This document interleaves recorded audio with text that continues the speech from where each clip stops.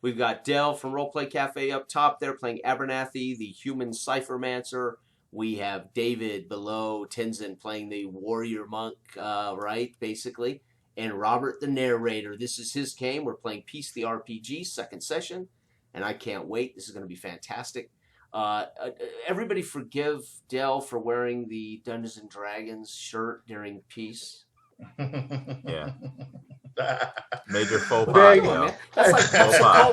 that's like wearing a Before you Pepsi hat. totally when beg, but you're you drinking forgive us. Coke. David, do you have some socials that you want to share? Do you have a? You mentioned that you have a site or a channel. Do you have a channel? Oh yeah, I have a YouTube channel, the Palindrome Paladin. Yeah. Awesome. I'm not very active on there. Okay. But I plan to be. I have a lot of like games that I need to upload, but I just have to get around to it. Yeah. Okay. So yeah. Looking forward to that. It's some everything. I got like there's still, for a while I was really into Fate, so I got a lot of Fate stuff. I got a lot of superhero stuff. I know that's kind of a niche thing. Nice. But yeah. So it's still active. It's still there. Are these local games you record? No, they're online. Oh, Online wow. stuff. Yeah, because the guys that I used to play with locally, everybody's pretty much scattered all over now. So we try to keep things going. Mm-hmm. And for a while I was doing like a kind of like a pickup games, where I was just I was taking a chance and just welcoming everybody, and I had mixed results, so but that kind of tempered my GM skills. But anyway, that's a whole nother story. So yeah, Cool. and that's it. Check out David's channel. I definitely will be. So cool, guys. Thanks for coming back. I guess I didn't beat you up too bad last time. You guys definitely had a heroic ending there for the first session.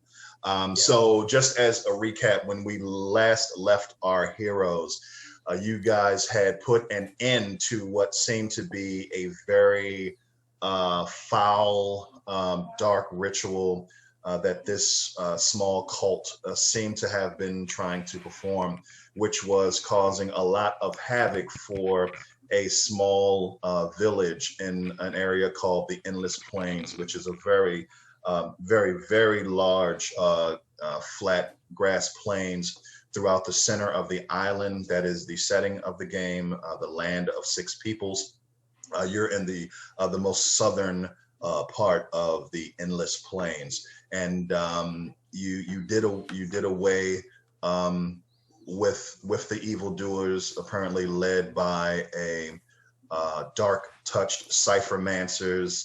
That's what we call wizards in the setting, ciphermancers, because of the way they cast spells. And you dispatched him, saving Tenzin's life.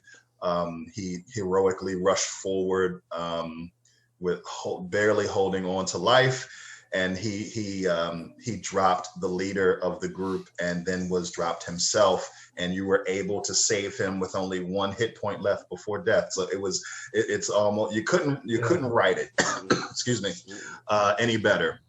So if I remember correctly, all of you are atop the rocky hill that is the Devil's Horns, the location 15 minutes from Greenhaven, the small village that you came to, where all of these strange occurrences were happening. And you stand victorious near the summoning circle that was drawn in a red substance on the top of this rocky hill. All of your fallen enemies around you, you have already looted them and actually found a collection of correspondence on parchment that let you know that it seemed to be a bigger scheme afoot, or maybe another part of this main scheme.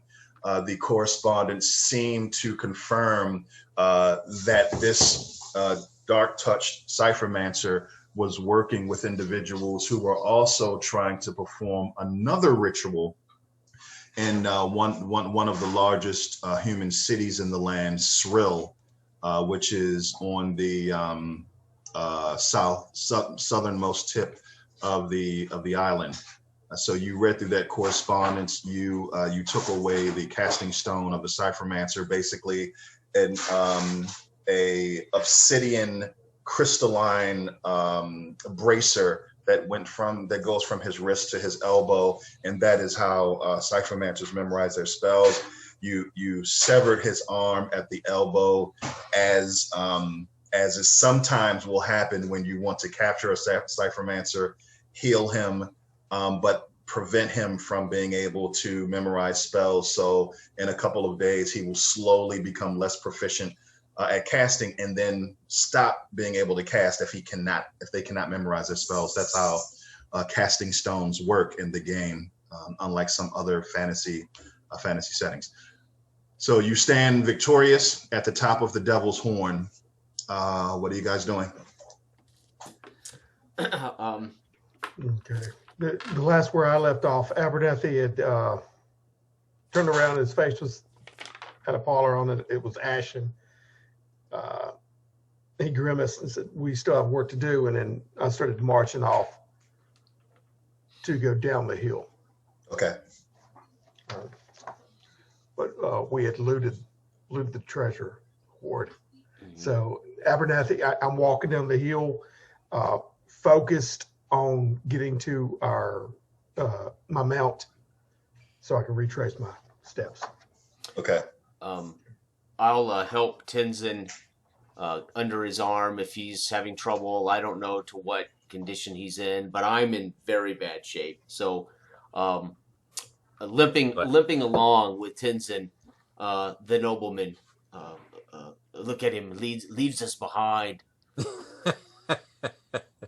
Hurry up. Tenzin coughs and groans as that results in pain everywhere, you know.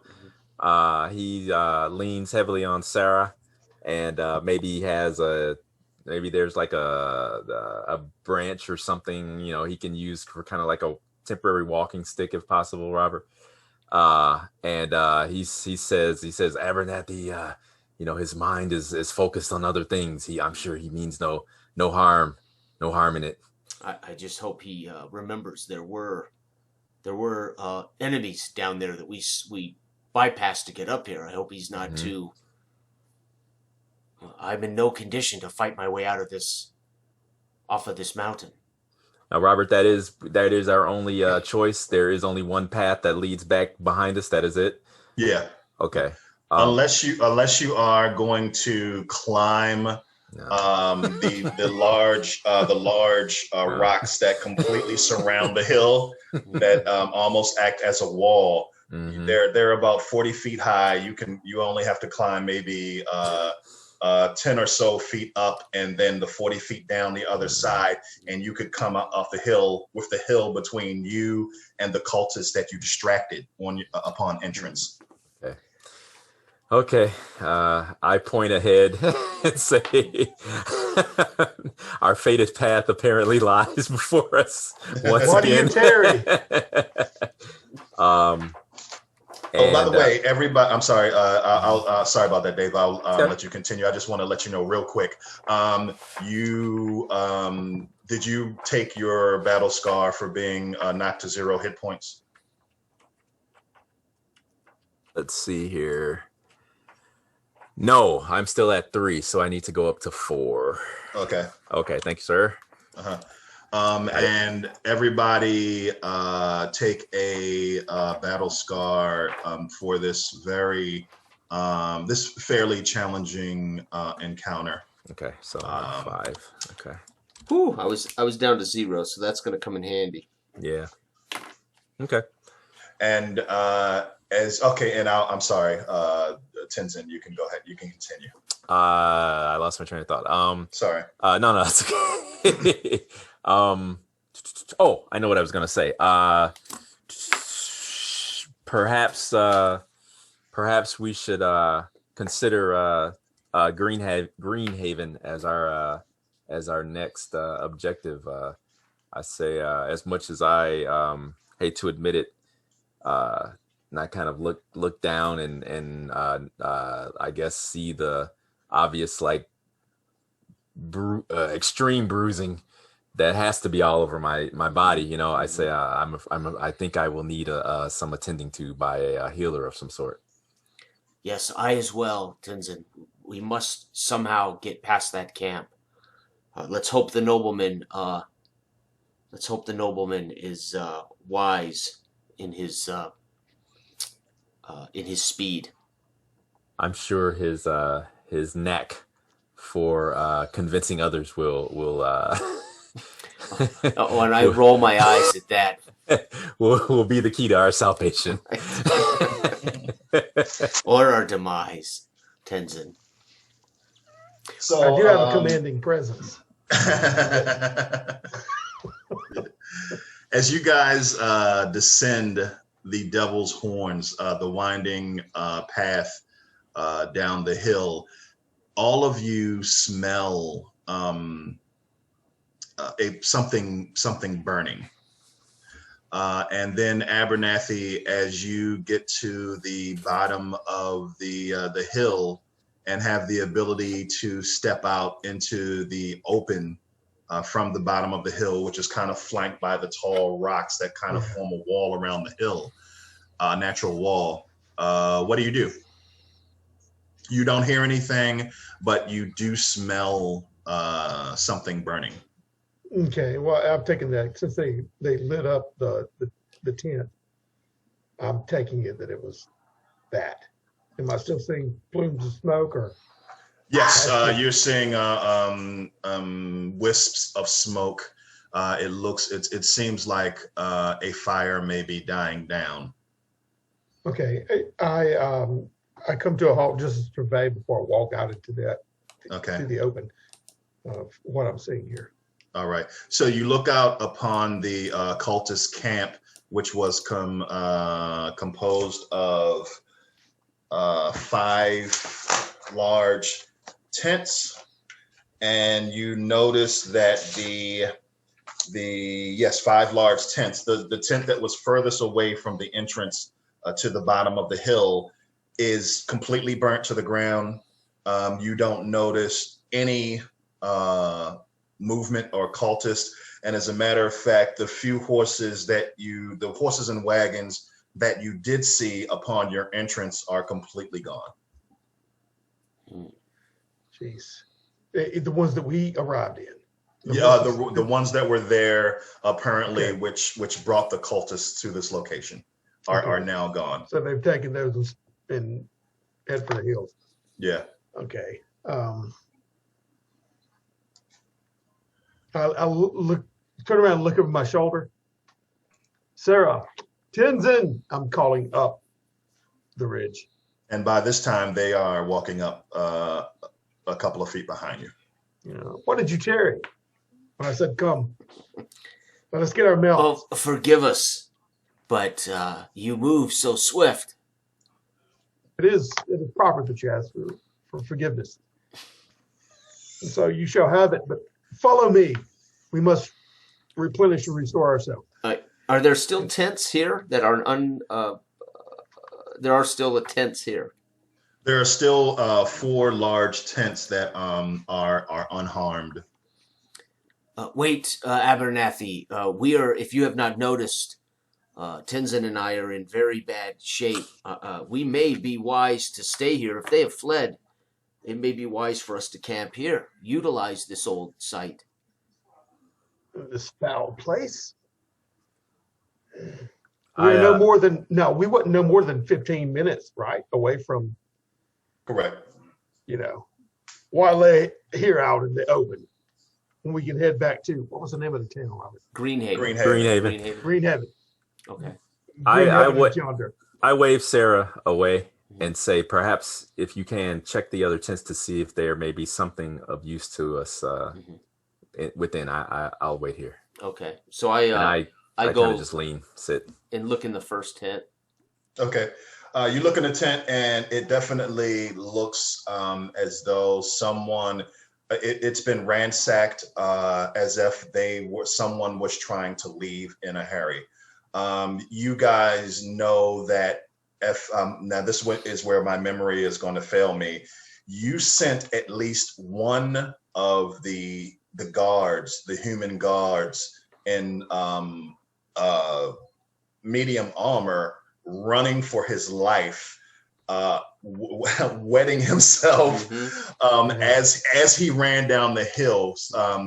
The elven ranger scared him to death, flinging his allies' severed head around, and she was covered in blood. So he ran for his life. So you kind of get the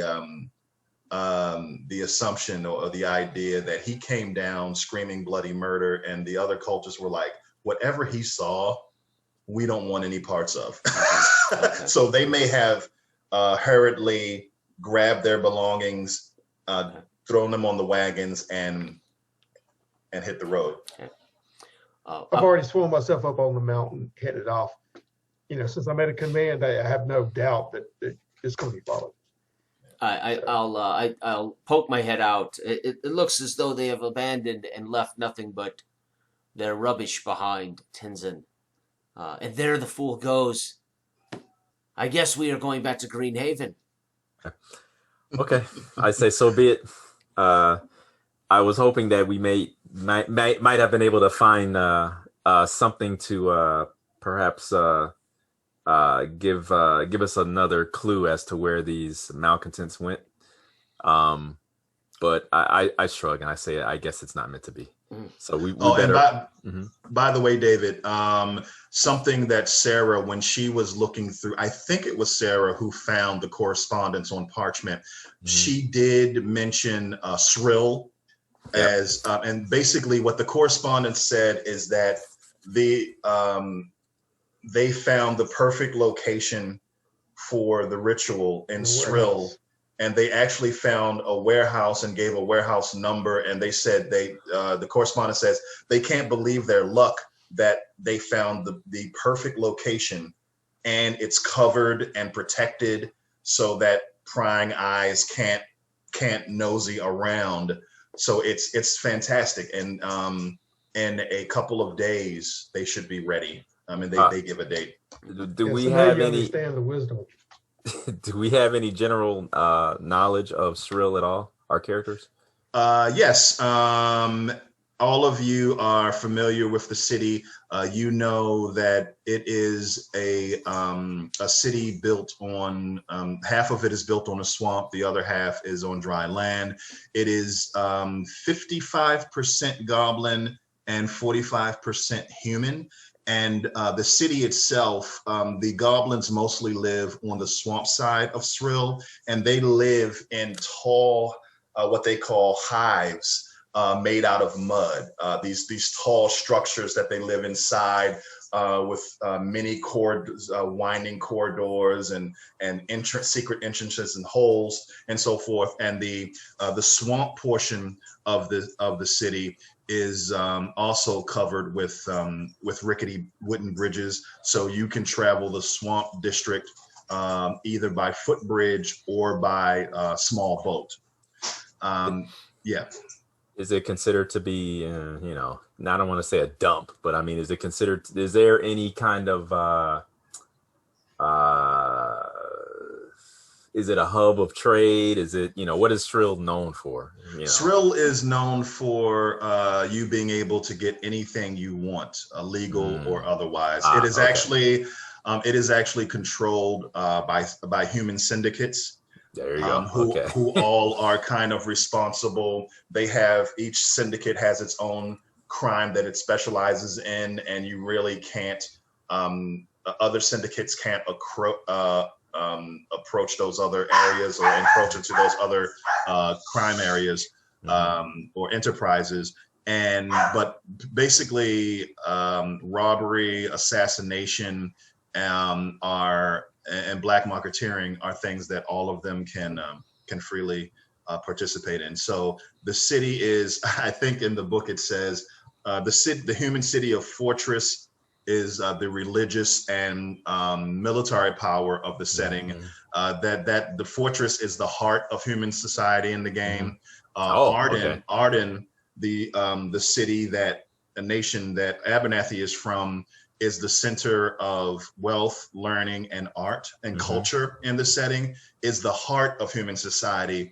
And Srill is surely must be the arsehole of human society. So Fortress is the soul or heart. The shining beacon. Yeah, Arden is the mind of human society, and Srill is the lower part. Okay. And then last, and then last question. Do we have any idea how far Srill is from Greenhaven? Just roughly. Weeks travel, months travel. I mean, do we have any idea? Yeah, you feel that it is a couple of days hard ride. Oh, okay. It's not too far. Okay. Yeah. Okay. Okay. Or hard row in y'all's case. I'll be posed on the front of the boat. Okay. Yeah, like George Washington. Right. Exactly. Right. Can you imagine, Tenzin, when the arsehole visits the arsehole of the world? I believe I've heard prophecies about such a thing. Yes. It is not good. I can imagine he will fit right in. Or out. Right. Or out. Do you guys look at search the other tents before you head out? Yeah, I mean, I'll poke my head in and do a cursory look, kicking over rubbish, anything that looks like it might have some value as far as information, maybe rations, food. But I'll just move through every tent in a quick fashion, looking while we're stumbling along behind the nobleman. Okay. If you search all the tents, what you guys are able to cobble together are 2 full adventurers kits. Okay. Of course, if you look at the book, the contents will be laid out for you. Yep. Page 125. Yep. Sweet. I'll grab them up, drag them out, and show one to Tenzin. Well, we do have at least extra gear here, and I'll offer one to him if he's so inclined to take it. Okay. I'll throw the other one over my shoulder with the one I currently have. Tenzin's got like a kind of like a shoulder bag of sorts. You know, he can kind of put it across his torso. And he puts it in there, and he says, I like being as prepared as possible, for we know not what may lay ahead on our path. Yes, I agree. The nobleman is going to find... There may be melee. Now, they're going to be looking for about 15 minutes, but I would assume right near it. So I've been high-tailing it. Right? Okay. I think in my mind that they're right behind me. You split the party, Dale. He's going to get there and tell them he has ended all the evil by himself. Right. There you go. That should be wearing battle scar. But anyway, you guys. What was I going to say? Yes, I hope you remember you found a black crystalline ring on the Cyphermancer's finger. Who has that? Me. Okay. I'm Abernathy. I pulled it off. Yeah, I pulled it off. Yeah. Yes. Yeah. And who has the Cyphermancer's casting stone? That's Abernathy. Abernathy. They were too busy. Sarah was too busy cradling. Yeah, I was too busy crying that Tenzin was dying, right? Yes. Yeah, I lifted those right before I had to go save the man. So, gentlemen, something I will, now that you have a session under your belt, I guess I can throw some more world stuff at you and some more rules, not to pile on too much, but you have one session under. Actually, Jason has 3 sessions under his belt. Something I'll let you know, and you would all know this as denizens of this world, the way magic items work. Has anybody looked at the magic item rules? I perused them because I had one in the session for them, and they did find a ring, but it never came up. Yeah, and I'd hoped somebody would have a character using power, but nobody showed up that made a character with power. So nice. Okay. So the way magic items work in the world is Essentially, a magic item is an item of exquisite construction made from the rarest materials known to exist. And a ciphermancer creates them by basically locking a spell to the exquisitely constructed item. So this allows the item to constantly pull mana to it to cast the spell, and that is how the magic item does its wondrous thing that it does. But this can take a toll on the physical form. Mana constantly being drawn to the item and rewriting reality around you can have a toll on the physical form. And essentially the way that exists in the setting or mechanically is most magic items have a warping rating. So this warping rating accumulates for all of the items that you carry that have a warping rating. And essentially you compare the warping rating of all the items that you're carrying to your resistance, the defensive stat that says how many times magical effects can be used against you. I think, it makes sense. Yeah. And if your warping rating is equal to or higher than your resistance, I'll come to you next, Del. Yeah. You have the highest resistance in the group because you're a caster. You could roll on a chart that could cause bad things to happen, like losing talents or opening a portal. So everyone knows in the setting as a denizen of the world that wondrous items could be dangerous if they are not common items like magic potions, antitoxins. Casting stones are fairly safe. So that is generally how magic items work in peace. Now, and of course, Abernathy, you would know better than everyone else because you're a caster. Yeah. Yeah. But would I be able to feel this warping mana affecting me, as far as my resistance to it? The only way to know the warping rating of the approximate warping rating of a magic item is to do detect magic on the item, and it will generally tell you the item's properties, its warping rating, its level, and so forth. So if someone suspects that an exquisitely crafted item may have magical properties, best practices is to find someone who can detect magic on it. And there are common magic items in the game, if you've looked at the equipment section, called anti-magical runes, which can be applied magically to an item to reduce its warping rating. Or there are magical sacks or bags that items can be put in to shield someone from the warping effects of the magic item constantly rewriting reality around you. And as of course, as a ciphermancer, you clearly know the best practices. And so really the only way to know if something is magical and what his warping rating is, detect magic. Hey Robert, do the ciphermancer bracers, do they have this effect as well? No, they don't. Okay. So, I take the ring out and look at it, palm it, rub it, to shine up the stone in it. Mm-hmm. And I can't detect magic. That's correct, right? That's not on the list. So yes, you don't have the talent. I know I need to take it to somebody. Yeah. Now look about the town that I've just entered, Green Heaven. Mm-hmm. The old woman, no. She wouldn't know. Best I keep this for later and slip it back into my little pocket of my robe, inside pocket, right beside my flask of whiskey.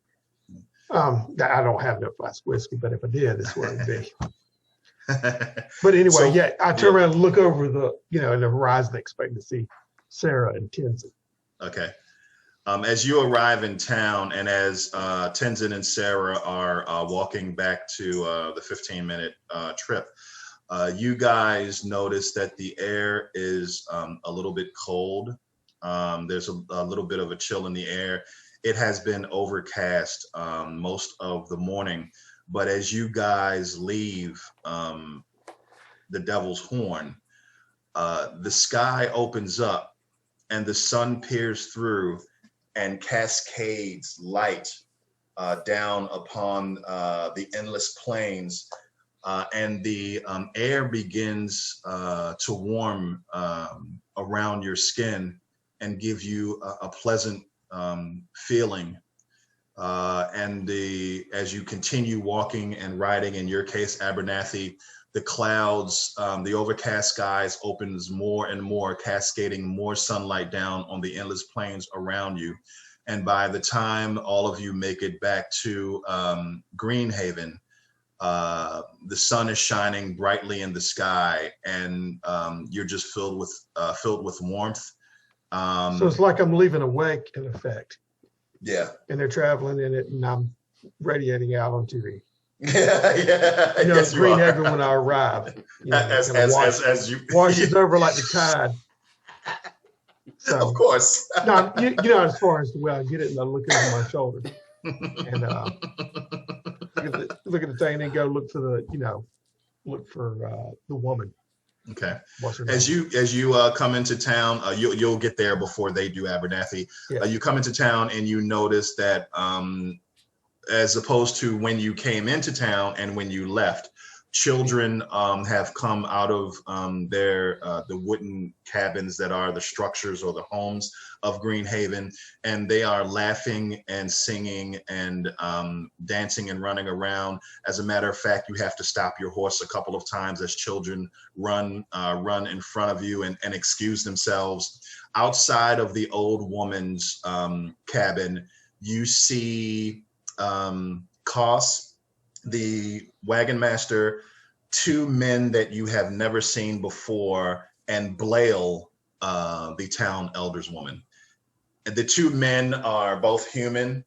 One is a large man with a bald head and a beard, and he is wearing chainmail, has a battle hammer in his hand, and as he turns to look in your direction, you see swinging around his neck the telltale emblem of a cleric of the Church of Cord, and his symbol of a golden battle hammer is the symbol of a cleric of justice.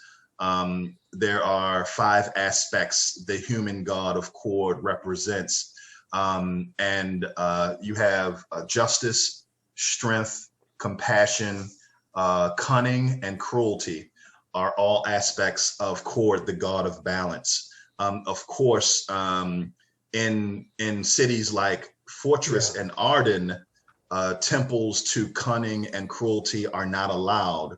But Cord, the god of balance, you know, all of the world needs that balance.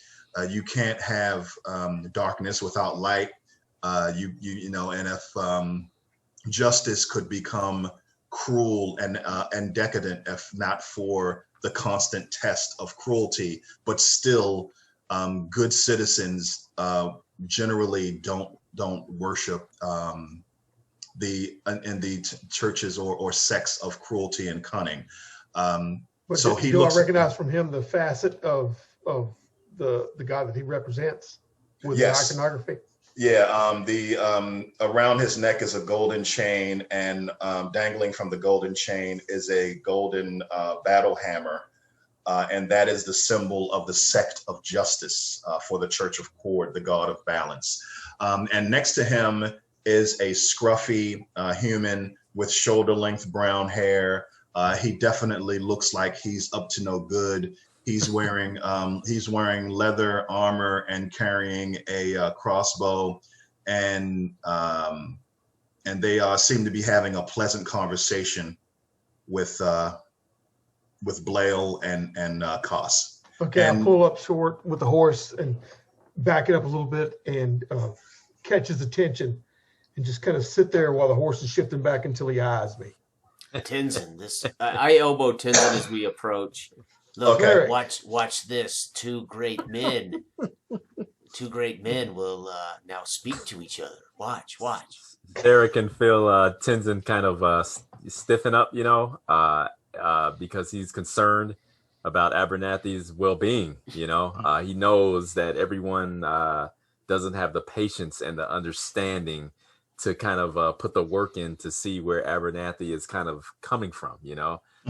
So this could bode ill for our situation, and he knows that we're in no shape to pull Abernathy's fat out of the fire, so to speak. Okay, so he watches.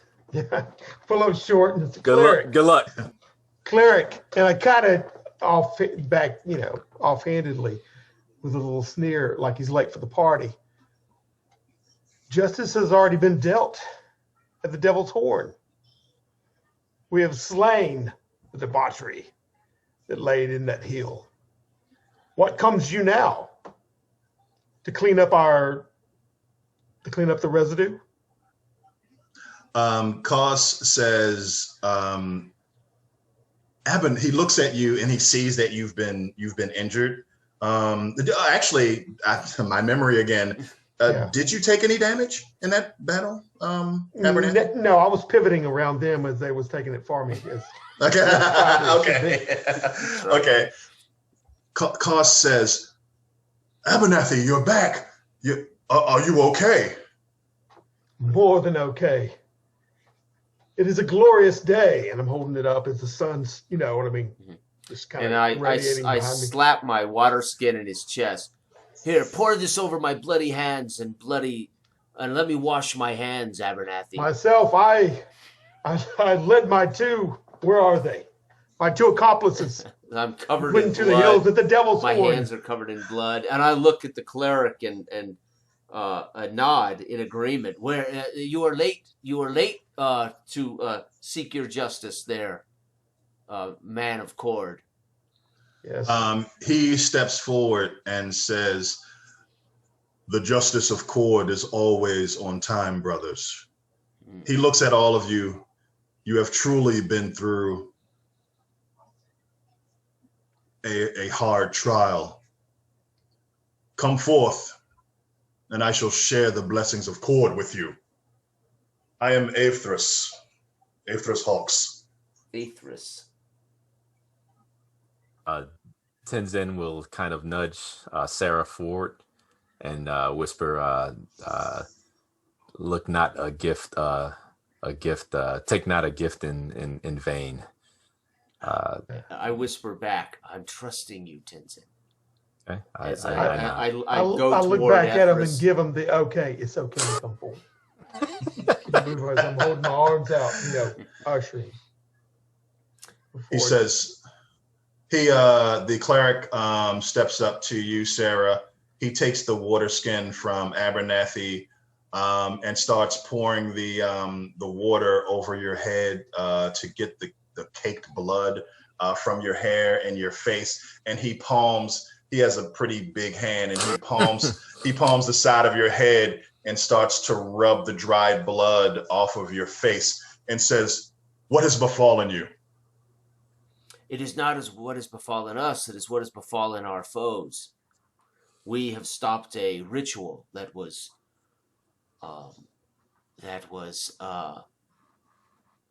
causing the animals in the region to turn upon each other and upon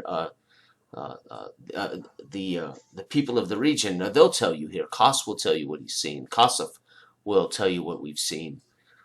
We have fortunately stopped it. There's great rumor that there may be other rituals afoot, though.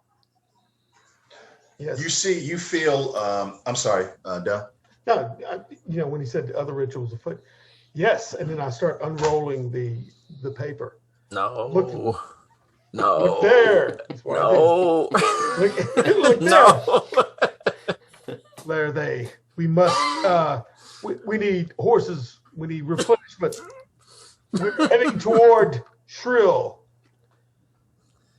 Cleric, you may join us if you wish.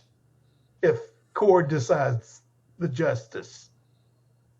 You shan't wait.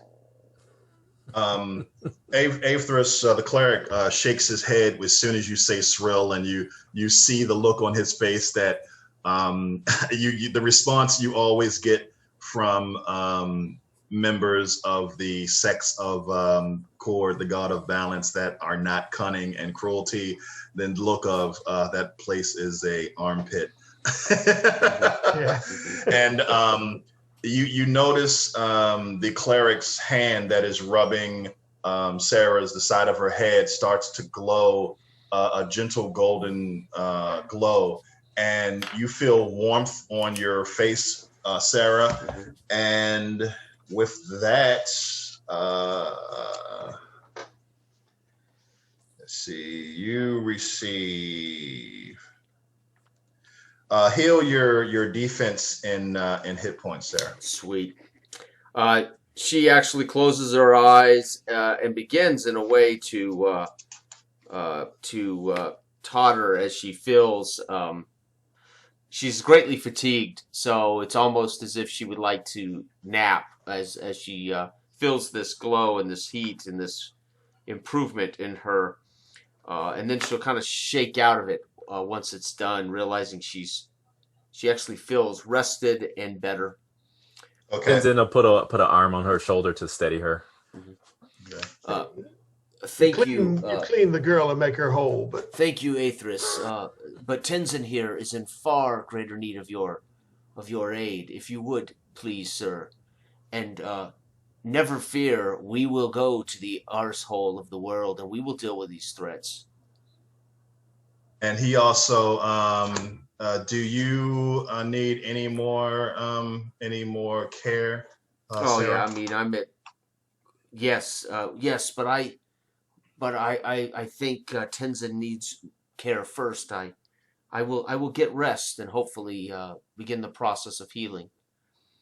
So he does. He touches your chest, Tenzin, and get your defense and hit points back 3 times. Oh wow. Okay.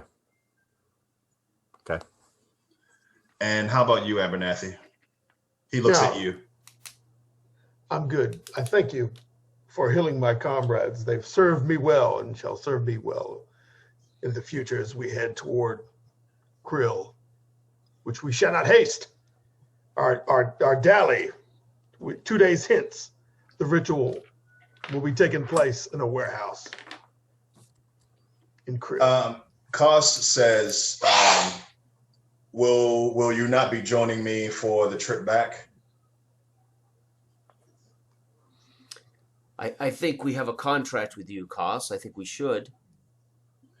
He Honor says, our contracts.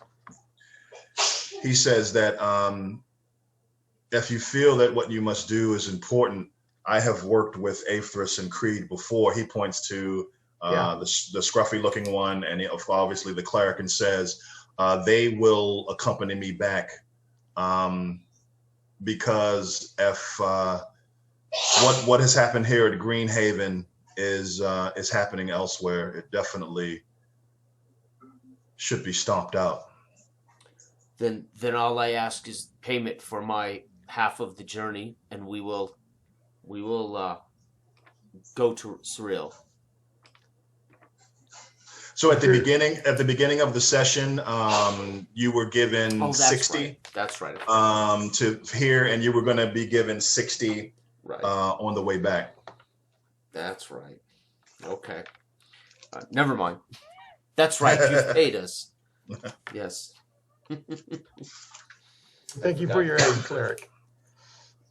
And Roadmaster, or Caravan Master, your journey is here to Greenhaven will be safe from here out. Robert, what was the cleric's name again? Aethris. Aethris? Yeah. Okay. Avthry. I'm sorry. Oh. Okay. Aethris. Yeah. Okay. I'll turn to Aethris and I will give him my thanks, and I will say are there is there a haven to Cord located in Shrill where we may find sustenance there if needed? He says no, Shrill is such a horrible place. The only sects that make temples there are 2 cruelty and cunning. But they are of Cord nonetheless. Yes. How can They Cord, are. how can Cord bring justice if it will not visit these? How can they help bring justice to those people if they refuse to be a part of it? Through those, the likes of us, who are willing to go there. Ah, They wish not to dirty their hands. I do not know sully what their justice hands. you bring, Abernathy, but You have witnessed such.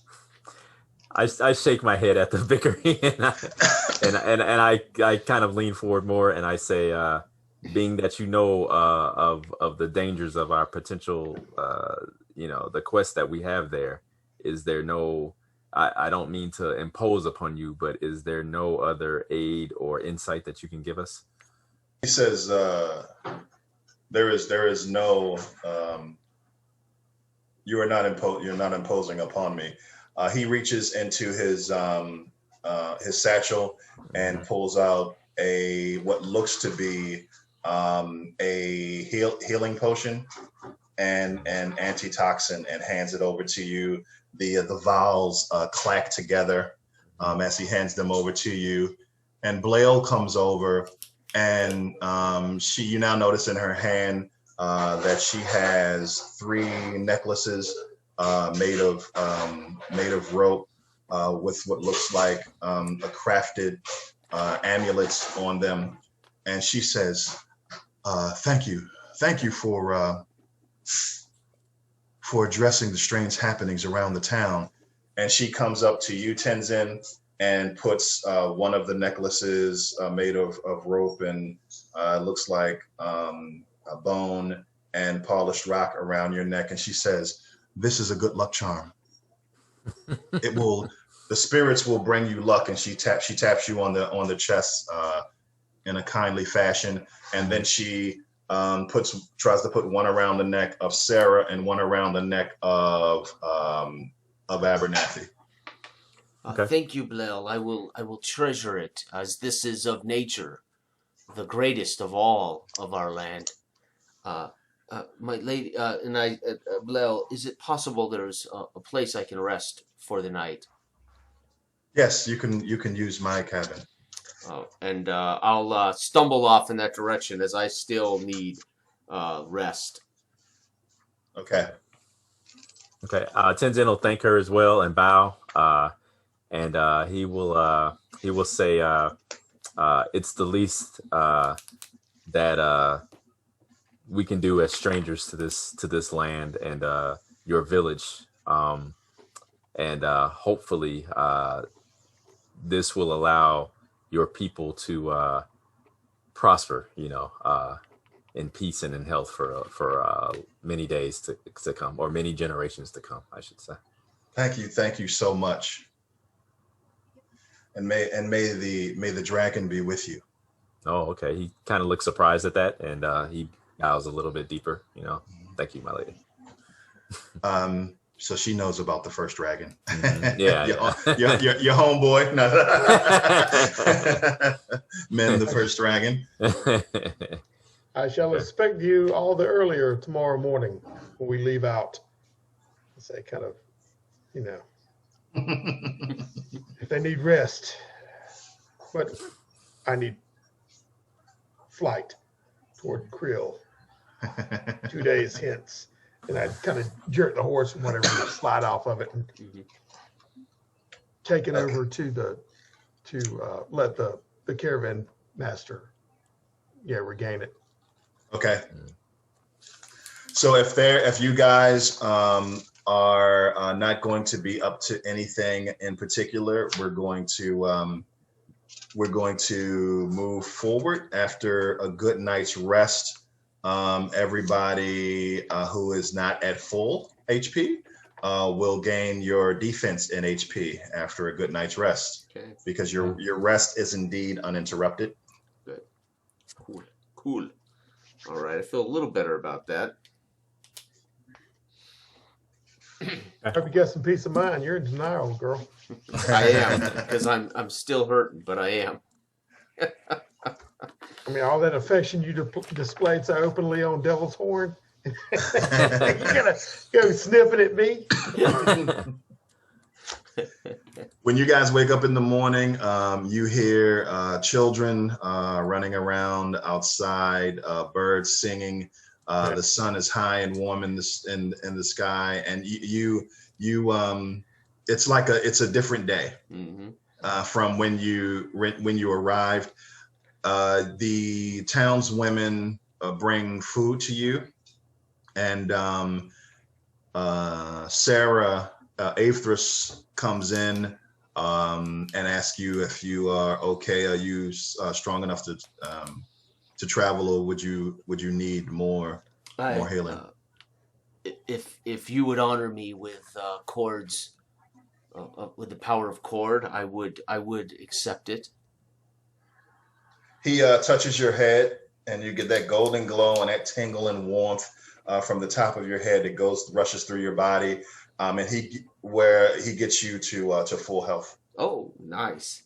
And she thanks him and says, although cord will not bring justice to Srill, we will bring cord to Srill, and maybe we will bring justice as well. And then I dismiss myself after, and I grab just a bit of cheese and bread from the food they gave us, and I step out into the sun, and I'll just stand, eyes closed, let the sun warm my face. And he says, as you walk out, may Cord's balancing hand be with you. Yes. And as you guys come out after having food brought to you by some village women, if you step outside, you'll notice that outside of Blaile's hut or cabin are 3 sturdy-looking steeds. And you may notice that unless you woke up and would protest, you notice that your adventuring kit gear, your backpacks are on the horses and ready for travel. Again, unless you're woken up and object. And I would only object if it wasn't, because I'd commanded it so. So whenever I get out there, I swing up on the horse, and for a moment I'm pleased with the progress I've made so far, but I know there's still more yet to go. Sarah, who normally will not burden an animal with her, goes around to the horse, pats it on the nose, and uses her wild speak to whisper to the beast, "Forgive me, but you will have to carry me, as speed is of the essence." You slip up on the horse. It is a new day, girl. Mm-hmm. Tenzin! I call it for Tenzin. Mm-hmm. Tenzin, he walks up to the horse and kind of gives it a pat on the neck, swings up into the saddle and kind of turns to look at the cleric and the rogue that perhaps are they standing there, or are they? Oh, I can't hear you, Robert. Okay, yeah. Along with Blaile and Kosif, his son, are standing there, there to wish you safe travels. Okay, he kind of looks and locks eyes with the cleric specifically, and kind of thinks of his words of that he said to Sarah about bringing the balance of cord, and what ramifications that may have upon what alliances she may be making and such. So, and then I nod to them and turn to face the rest of the party and begin. Safe travels. Mm-hmm. And you are off with full bellies, and the sun high and clear in the sky. The sky is crystal blue, and you feel like everything that was hanging over this village has gone away, and you are no small part of that process. I You will guys hate leave. leaving Greenhaven for the filth of Cyril, but we do what we must. Excellent. So you guys, the next scene, you have written hard towards Shrill, so you would be able to get there in the 2 days. Both days, if anyone is not at full health, you gain your defense and hit points twice. Because though you're riding hard, you do get at least 6 hours of uninterrupted sleep. Sweet. And the travel to the southwest to Shrill is uneventful, other than it being hard riding. You arrive in 2 days. You arrive in the evening. As you look down upon Shrill, you come out of the tall, grassy plain that is the endless plain, and you are met by rock and mud. A few hours out, blowing across the plains, you can smell the smell of rotting vegetation and human waste. And it seems like the sky gets a little bit darker, and as you move toward the town, sorry, let me pull I'd this much up. rather be riding into second home. This is not the place I want to be, but we will do what we must. How will we tell if the ritual has not already happened? Look at this. Tenzin will put a cloth over his nose and mouth and cinch it behind his head to try to unsuccessfully stave off the stench. Right. Yeah. So so what you I just want to pull this up here. Good description. So what you see is dreary, dark wooden buildings haphazardly organized across muddy streets. The skies are a little bit more overcast than they were at the beginnings of your journey, and with the sun going down currently, actually, you see some shadowy figures quickly darting from alleyway to alleyway, and what you hear as you approach the city are footsteps and wagon wheels sloshing through wet, muddy thoroughfares. The correspondence that you have says that the warehouse is at the docks of the city, and of course the docks lay in the middle of the city, separating the somewhat dry land from the swamp district of Shrill. You don't see a bunch of activity, but every once in a while you'll see citizens moving quickly, heads down, looks of seriousness and gloom on their faces. And then every once in a while you will see shadowy figures, as I said, dart from alleyway to alleyway. Keep a tight grip on your belongings, Tenzin. These folks are opportunists. If not only because worse. only because that is what their lives have or the world has presented them with. Try not to judge them too harshly. No, but they should be bringing cord to this sad place, this forsaken place, if they believe in such a god.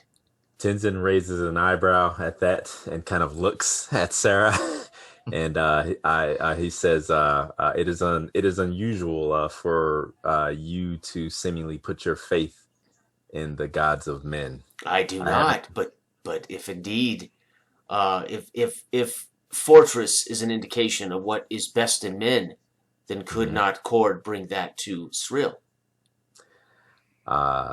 Potentially, yes, but you must remember what the holy man said to you, and that in chord there is balance, and in life there is balance. So this must exist by that logic. Is that it? Within certain regards, I think so. Ah, well, then soon will I be back among my people. Let's get this done. Philosophizing on the road. Keep your wits about you. Clear the town. Dell is giving you a very appropriate background. So yes, Sweet. if anybody watches this video, Dell's background is very appropriate. Nice. Nice. Yes. See, the Abernathy. You, if I'm remembering your character correctly, you wear traveling garb, correct? Yeah, I've got a garb. cloak on it for flourish, you know. Okay. Those moments when I need to peacock. Right. Okay. Excellent. So you guys enter into the land, the district, the non-swamp district of Srill, coming out of the endless plains. You notice a goblin on a donkey, riding toward you, sloshing in the mud of the dry land of the setting, and he has a satchel on his back as he rides towards you, and you hear him say in a low goblin voice, and as he looks at you, you guys are riding in toward him. Want to numb your suffering? Want to numb your suffering, strangers? And he reaches before you can even respond.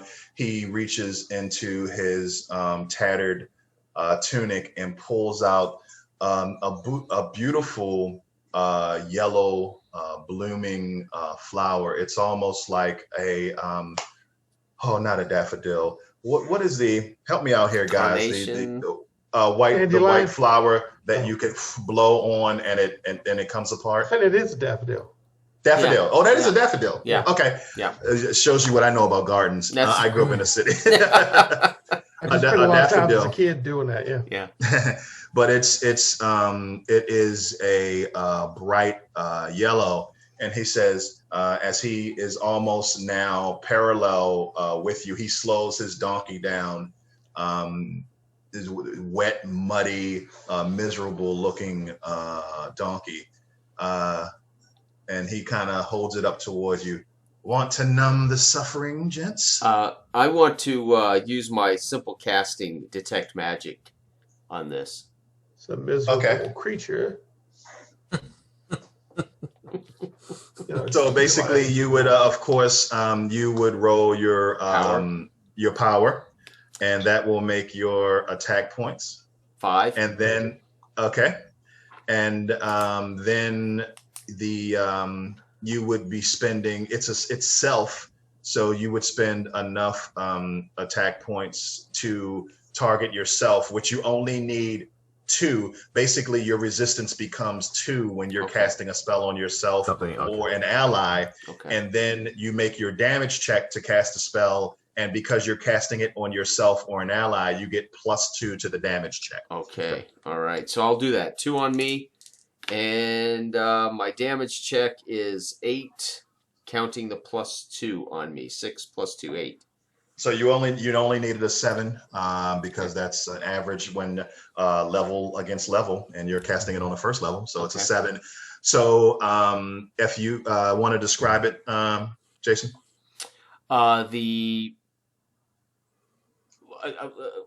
Ultimately trying to sense whether it's an intoxicant. As I just reach out to detect magic, being from nature, is this natural? If it does it create an intoxicant? Is it a poison? I'm not certain. That's why I'm doing it. Okay, so give me a perception roll. Perception roll. Okay, here we go. The girl +6. was taken with the flower. Woo! So 5 + 6, 11 is my roll. Or my total. Nice. Okay. Let me check something really quickly.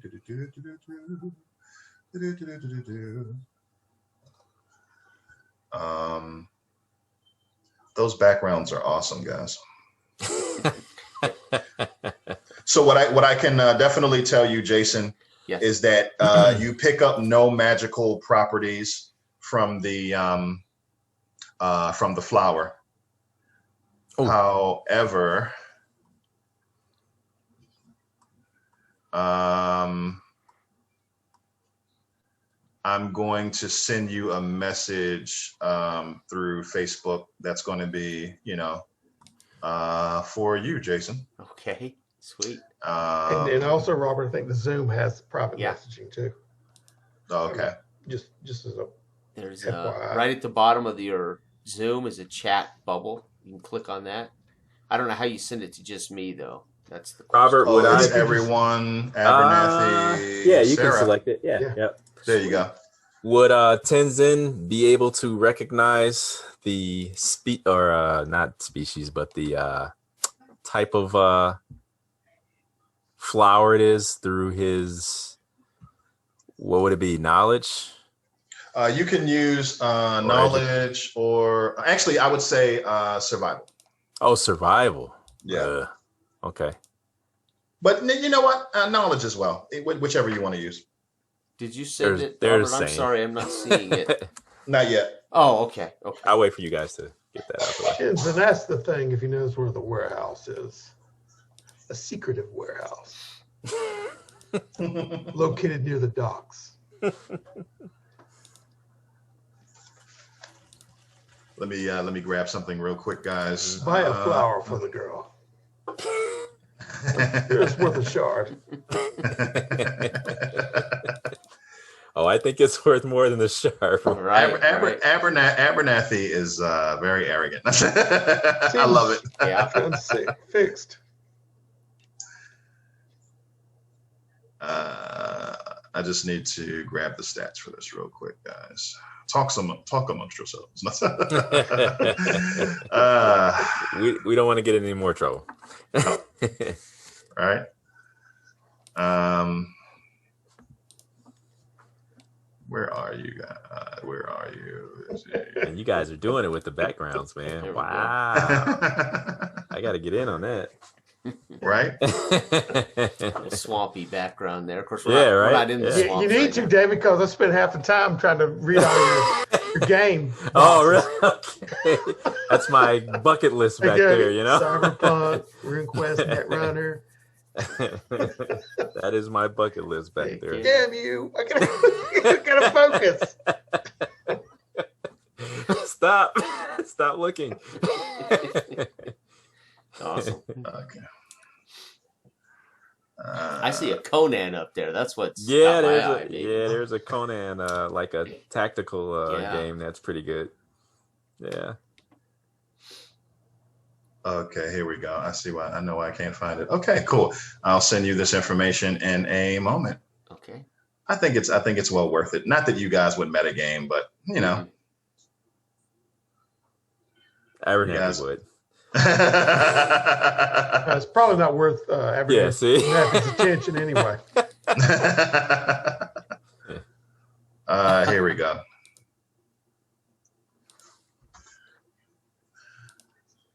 And I'm typing it out now, and then we can get back to Aber. Sweet.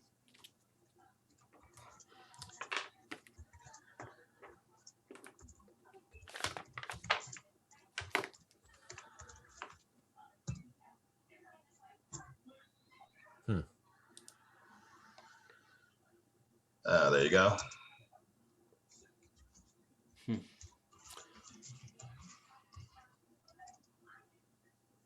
Okay.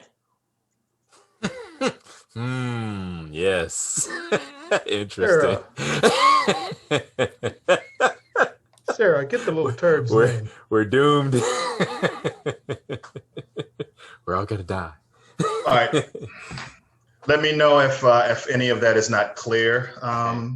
Okay. Sarah.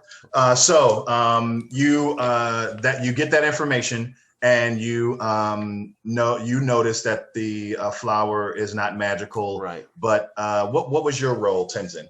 I did not roll yet. Okay. Okay. So I've got a 5 total Yes. knowledge. Survival or knowledge. Yep. Knowledge. Yep. So that would be 4 regular dice, and then my 1 fate die, right? 2d6 total. 2d6 total. Okay. Yep. And one of them is your fate die. And 1 fate die. Okay. So that will give me a 8 plus 13 total. 13 total? Yes. Mm-hmm. You are not familiar with this flower. Oh, wow. Okay. All right. Okay. Good enough. Okay. So I kind of stare at it for a moment. As you said, the goblin kind of blew the petals. No, he didn't. Oh, he didn't. He didn't do it. Oh, okay. But it looks just to describe to you the appearance and what kind of flower it is. Okay. And he is now. You guys are parallel. Mm-hmm. Mm-hmm. And he is looking at you. He shrugs and spurs his donkey on, and the donkey goes sloshing past you. And he puts the flower back in his tattered tunic. You! Did one of you not get his name? You little turd. He turns around. You sound like you would like to numb the suffering. And he start reaching back into his tattered tunic. Hold. Maybe for the girl, she would like the flower, but do you know where perhaps a warehouse would be located near the docks? Warehouse. Okay. You guys notice off in an alley, a shadowy figure runs by in an alley, sloshing in the mud. Look, and then pull my attention back to him. Okay. Okay. So I want to use my influence to see if I can befriend him in the haughtiest way possible. Hey, here we go. Okay, go ahead and generate your attack points. Okay. That is 11. Oh my goodness. Okay, so he has a willpower of 3. So every time you can spend 3 attack points, you get a damage check against him, and he is a minion, so you only need a 6 or better. Okay. Did that? 1d6.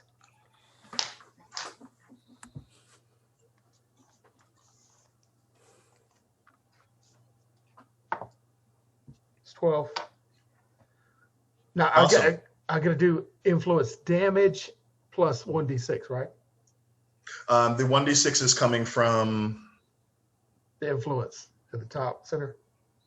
no. So you would unless you have something special, a talent or a racial ability, you would only do your influence damage. Sorry, yeah.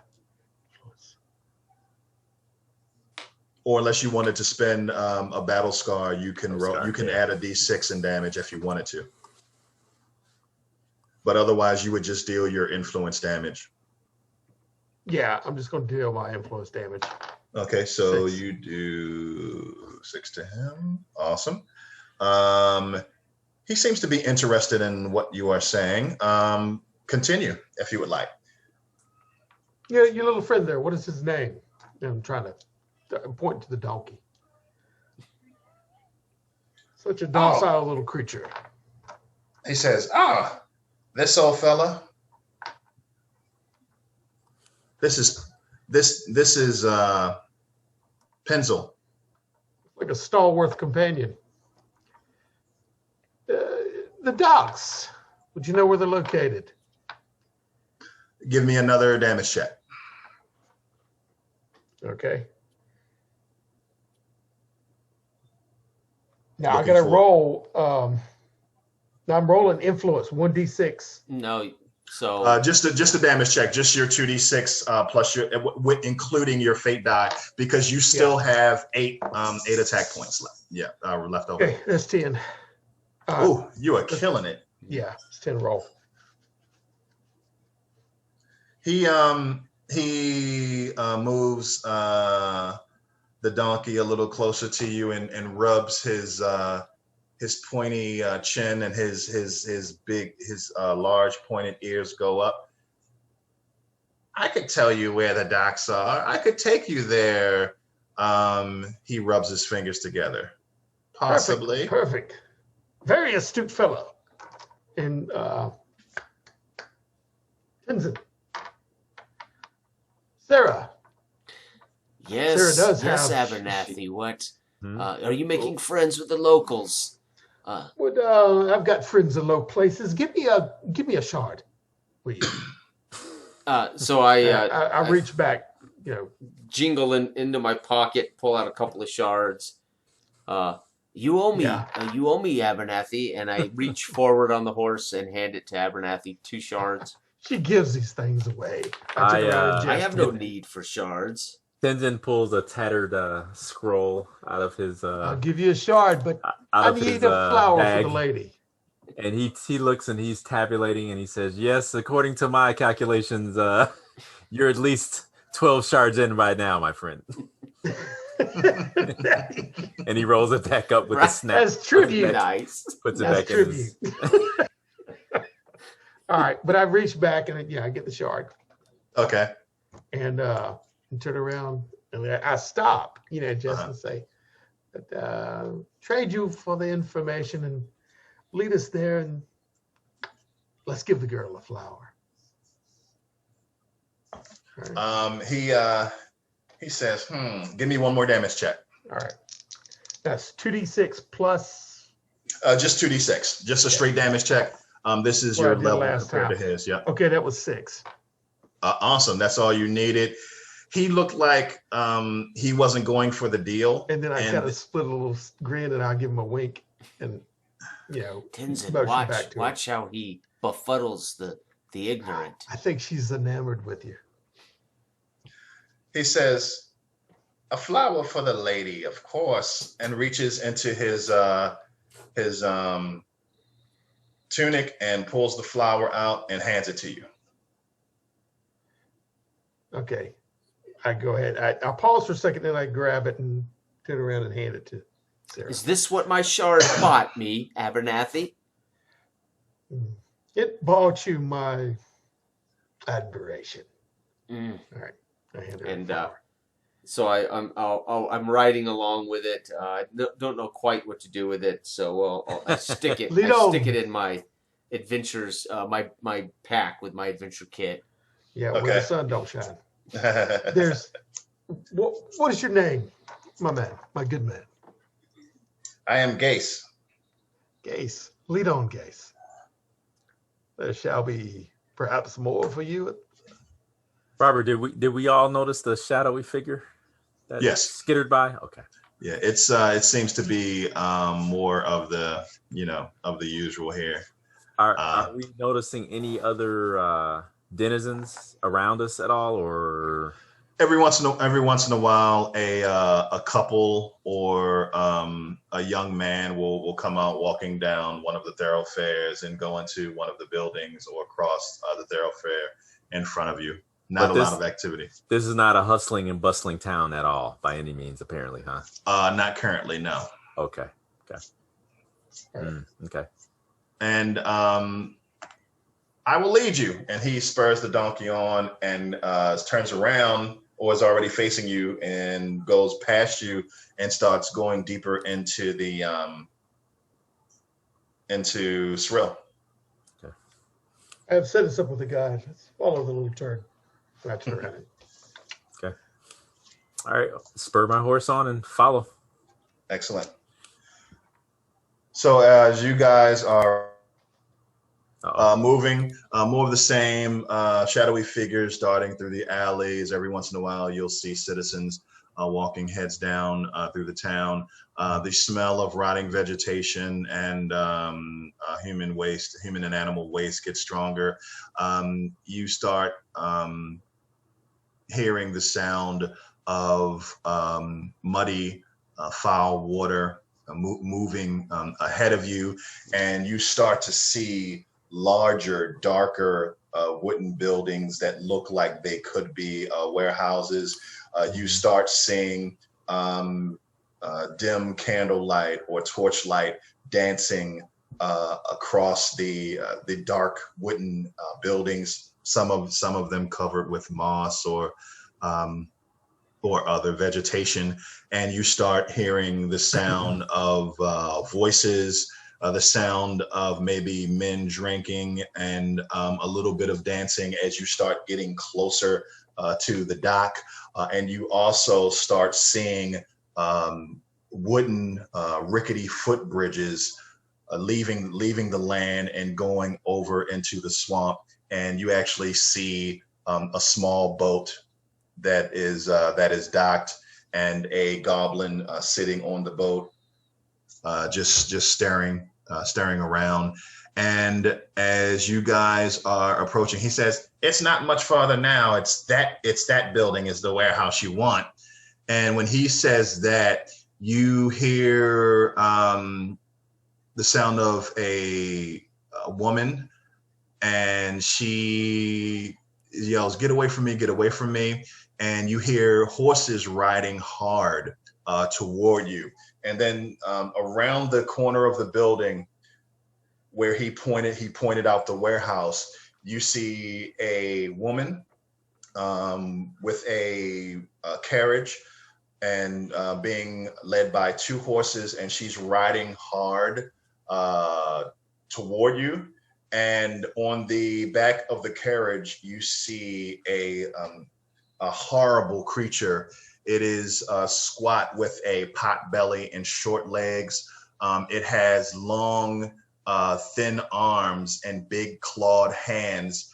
Its face is almost like the face of a pig with large fangs, and it has horns, and its skin is black. It looks like some type of devil, and it is trying to hold on to the back of the carriage as she is riding hard.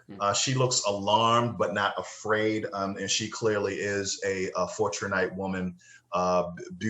Beautiful, thick, curly, dark hair, and actually very, very clean, well-kept mahogany skin. And she is wearing a cloak that seems to be covered by nicer, seems to be covering nicer clothes. And she makes the turn barely around the corner of the warehouse, and she is spurring the horses along and riding quickly before you. And the creature is trying to hold on to the back as she's moving. And then we'll find out what you guys want to do. You see two other of these squat, pot-bellied, long-armed devils, black-skinned devils, running quickly behind the carriage. And you see what looks like a tall, crimson-skinned creature, very similar to those with horns and claws, wearing a loincloth, running behind them as well. What do you guys do? Spur my horse and rear up, and in such a way that I could, as she rides, obviously I want to spur so I can ride parallel with her wagon. Okay. A maiden in distress. Yell across to her if as I ride. What are these creatures? Quick, onto my horse. Okay. As you ride quickly, give me a riding check, Sarah. Oh, damn. Hey, though. Let's see. 9 + 3, 12. Not bad. Okay.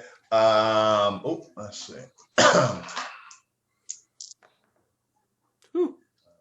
Six. Okay, so you're keeping up with her. She looks at you and says, "Do I look like they are friends of mine? I do not need your help. Get away from me." And it's crawling toward her. Abernathy, what are you doing? Oh, as it was running. Or Tenzin. I was preparing to Go ahead. use ray of force Okay. to blast it off the back of the wagon. Okay. So there's two of the creatures plus the red, or Four 3 total. plus the red? Two plus the red. Okay.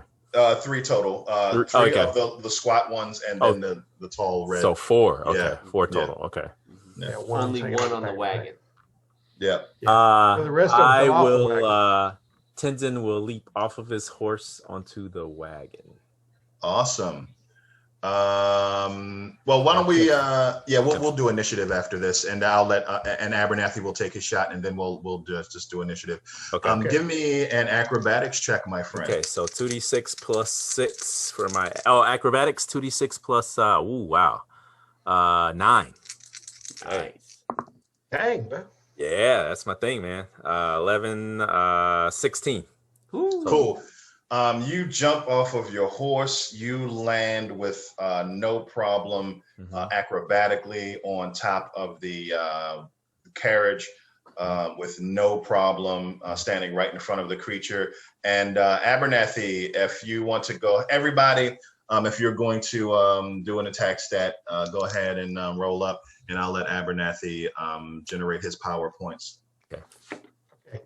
That is 13 total power points. Cool. Oh, awesome. Roll 10 on dice and got 3. Yep. There you go. Oh wow. Okay. So 6, 11, 6 on the good die. So 11, 16 again. Okay. Total. Cool. All right. So these guys. So you guys are going first. You got 16. Oh, that was my warfare. 11. And what do you have, Sarah? 4. Oh, okay. I'm sorry. You can perform the fetal Kills me with position. that. I'm sorry. It takes 5 to perform the fetal positions. Yeah. You can focus on. Easy. On the same team there, buddy. Come You want to on. blow a snot bubble, you can. You focus. Wow. Dale. Okay, sorry. So Abernathy, in the turn order, Abernathy sucks. is after Tenzin, but we'll let Abernathy go first, and then Tenzin, you'll go, and then we'll go the right order next time. Okay. So Abernathy, you have 11 attack points. So whatever spell you're casting, anytime you can spend 3 attack points. Well, who are you blasting with your ray of Well, I had force? 13. 13. AP. I'm sorry. Yeah. So the one on the back of the wagon, because it was just Awesome, veering yeah. around the corner. Okay, so every time you can spend 3 of your attack points, you get a damage check against this thug level NPC who is a 7. You need a 7 or better, and also don't forget to spend. I think it's 6 power points, or no. Ray of Force is 3 plus range to target. It's 8. 1 second. It's 6 power points. Yeah. Okay. Every time. All right. So 6 power points and 3 attack points will get you a damage check. There you go. All right. Doing a damage check.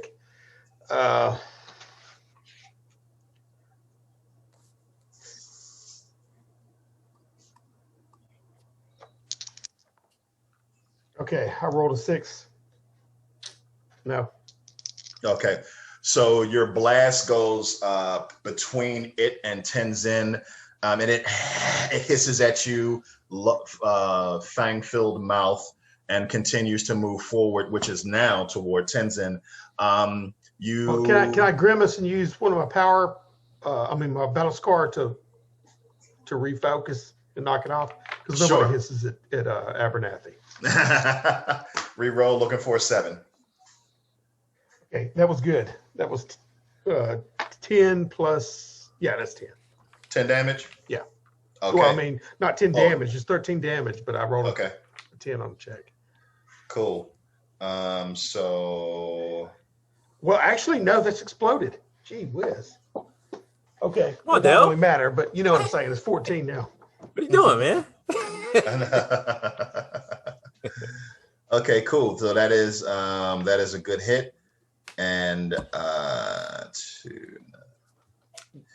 you hit it in its shoulder. It's arm seems to come out of the socket of his shoulder, and it goes limp, and he grabs onto the other side of the carriage not to get blown off, and hisses at you.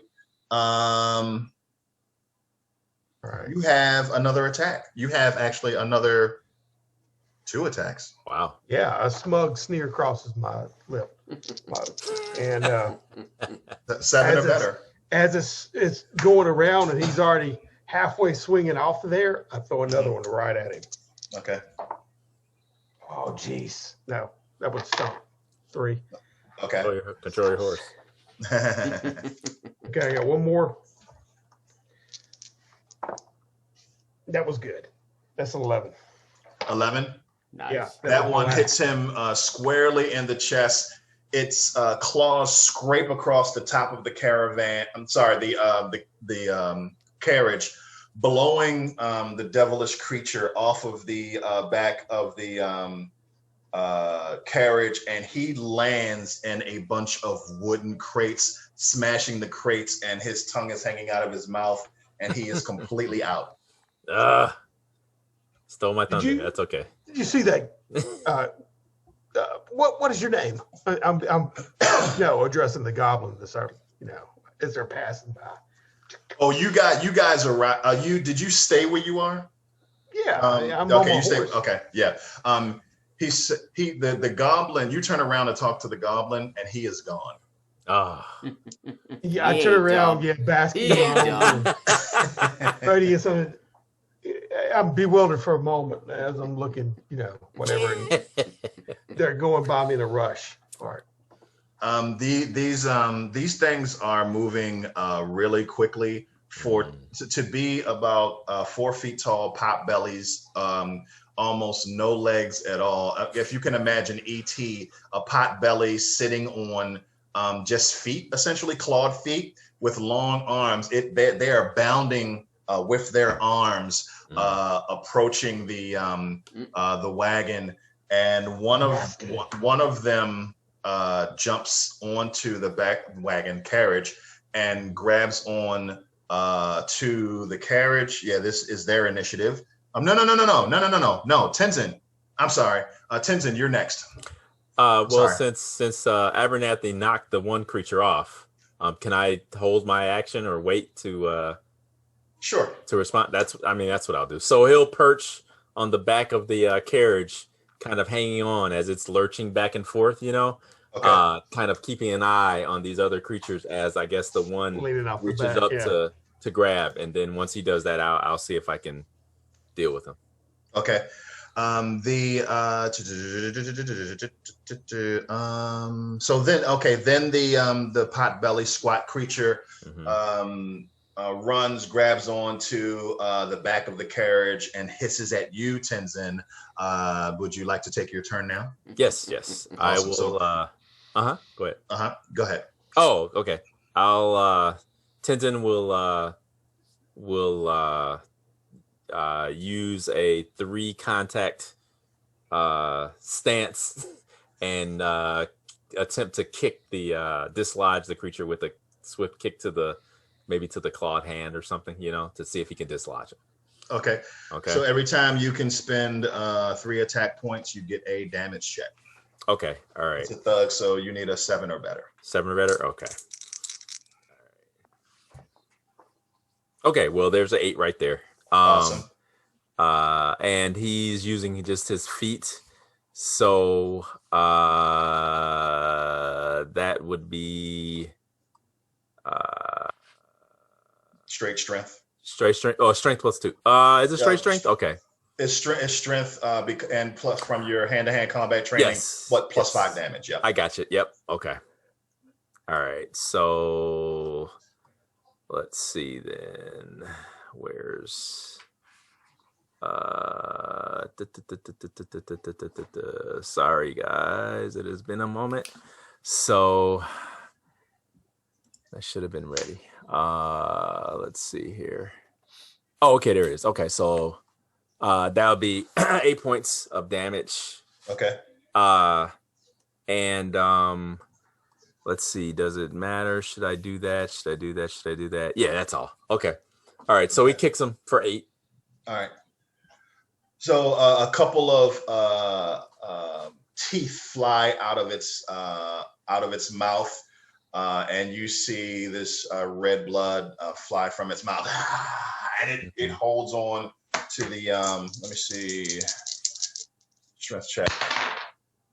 Ooh, 7, 6, 3. Its claws scrape against the top of the carriage, and it holds on. So okay. Yeah, that only costs you 3. So you'll have 5 I've got attacks a lot against it. Okay, all right. So I see that didn't work. So he'll come down with like a healed axe kick, with his heel to try to do the same thing. Nice. See if he can do a little bit more of a. No, so that's only 4. So he didn't even he didn't connect. Okay. And you put your foot through the top of the carriage. Oh wow. Okay. All right. Oh, that's not good. Okay.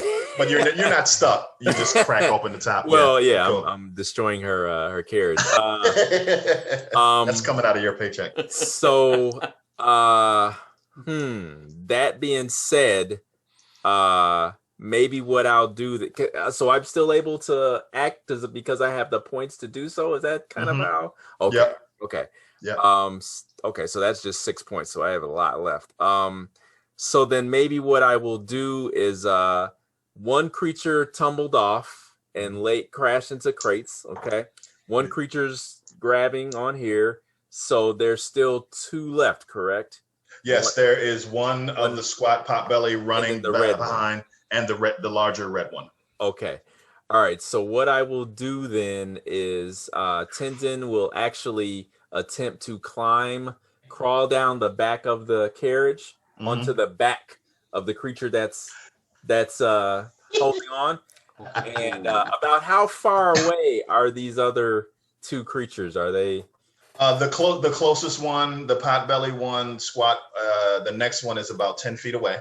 Okay. And the one is about the other one is 20 feet away, running behind the carriage. Okay. Running unnaturally quickly.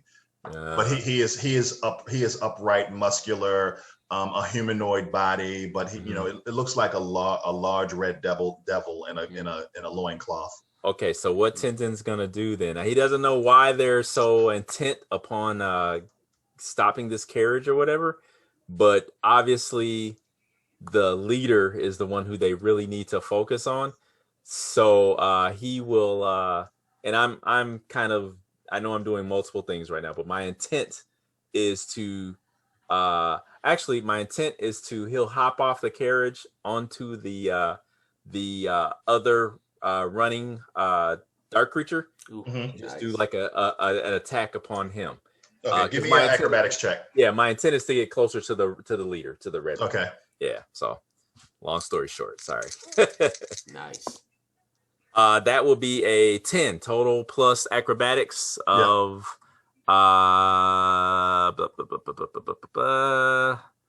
acrobatics of 10, 14, 16, 19 total. Awesome.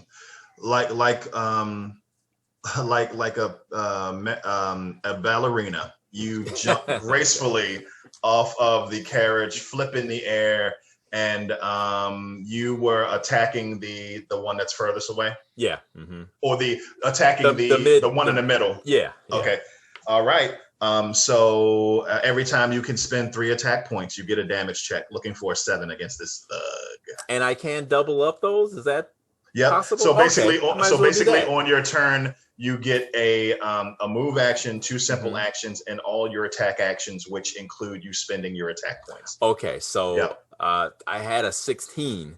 Yeah. So you have 8 left. I'll burn up 6 of those. I might as well. Nice. Yeah. Okay. So, and I'll add those to my current 2d6 roll. Yeah. No, you just roll a damage check, which is a comparison of your level. So just you roll need a 7 or better. Yeah. Okay. All right. That's easy. Okay. All right. Okay. So there you go. So that's 9. So. Okay. Nice. Yeah. You clock him squarely in the throat. Doing your 8 damage. So 8 plus the. Is that plus the 6 it's or just the 8 damage? Yeah, it's your strength. So that's just plus 8, the then. plus 5 from and you could say you punched him and you get your sisters your plus 2 in there. So that's 10. So 10, yeah. Okay. Yep, that's it. Yeah, 5. plus 5. So that's Plus 10, 6. Okay. Yeah, that's 10. I think that's right. Yeah, 10. Yep. So you hit him squarely in the throat. You hear his throat give away a little bit, but he's still conscious and moving. Okay.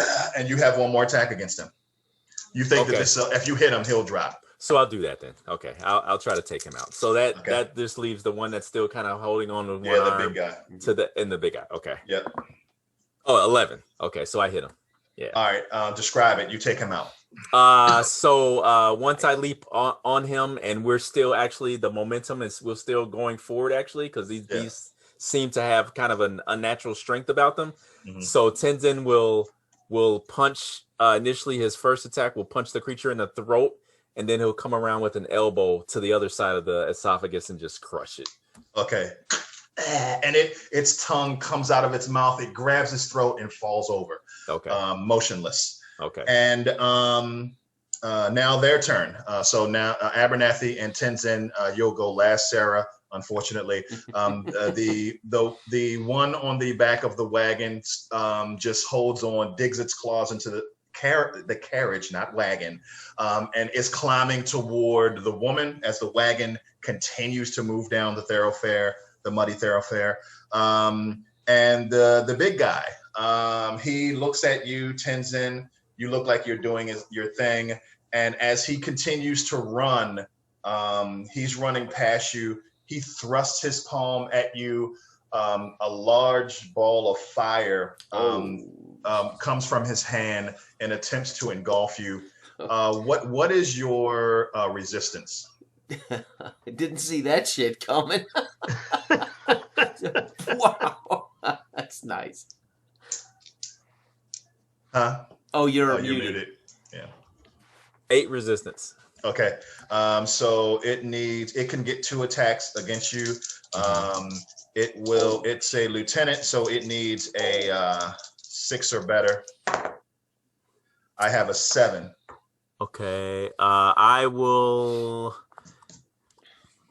hang on one second. Sure. Let me see what my options are. No. I will try to use. I still have 1 AP left. Well, I have 2 AP left. You have right? You had 16. Mm-hmm. You spent 15. You have right. 1. Okay, 1. Okay, so I'll use that 1 AP to force an attacker targeting me to re-roll. Awesome. Nice. Phantom movement. Yeah. Mm-hmm. Yes. I'm sorry. Yes. Re-roll. Mm-hmm. I got 8 this time. Okay, well, I try. Okay. So you are engulfed in the small ball of fire. Your flesh begins to bubble and heat up, and you take 13 points of damage. Okay. Subtract your physical armor. Okay. At least your wounds are cauterized. So. Yeah, right. Right side, everything. So 15 then. So 15 hit points. Yeah, and as it continues running past you, mm-hmm. It flings its arm at you, throwing another ball of fire at you as it runs past you. This is a 9 this time. That hits. That's 13 points of damage. Okay, so 10 minus 10. Okay, HP. Okay.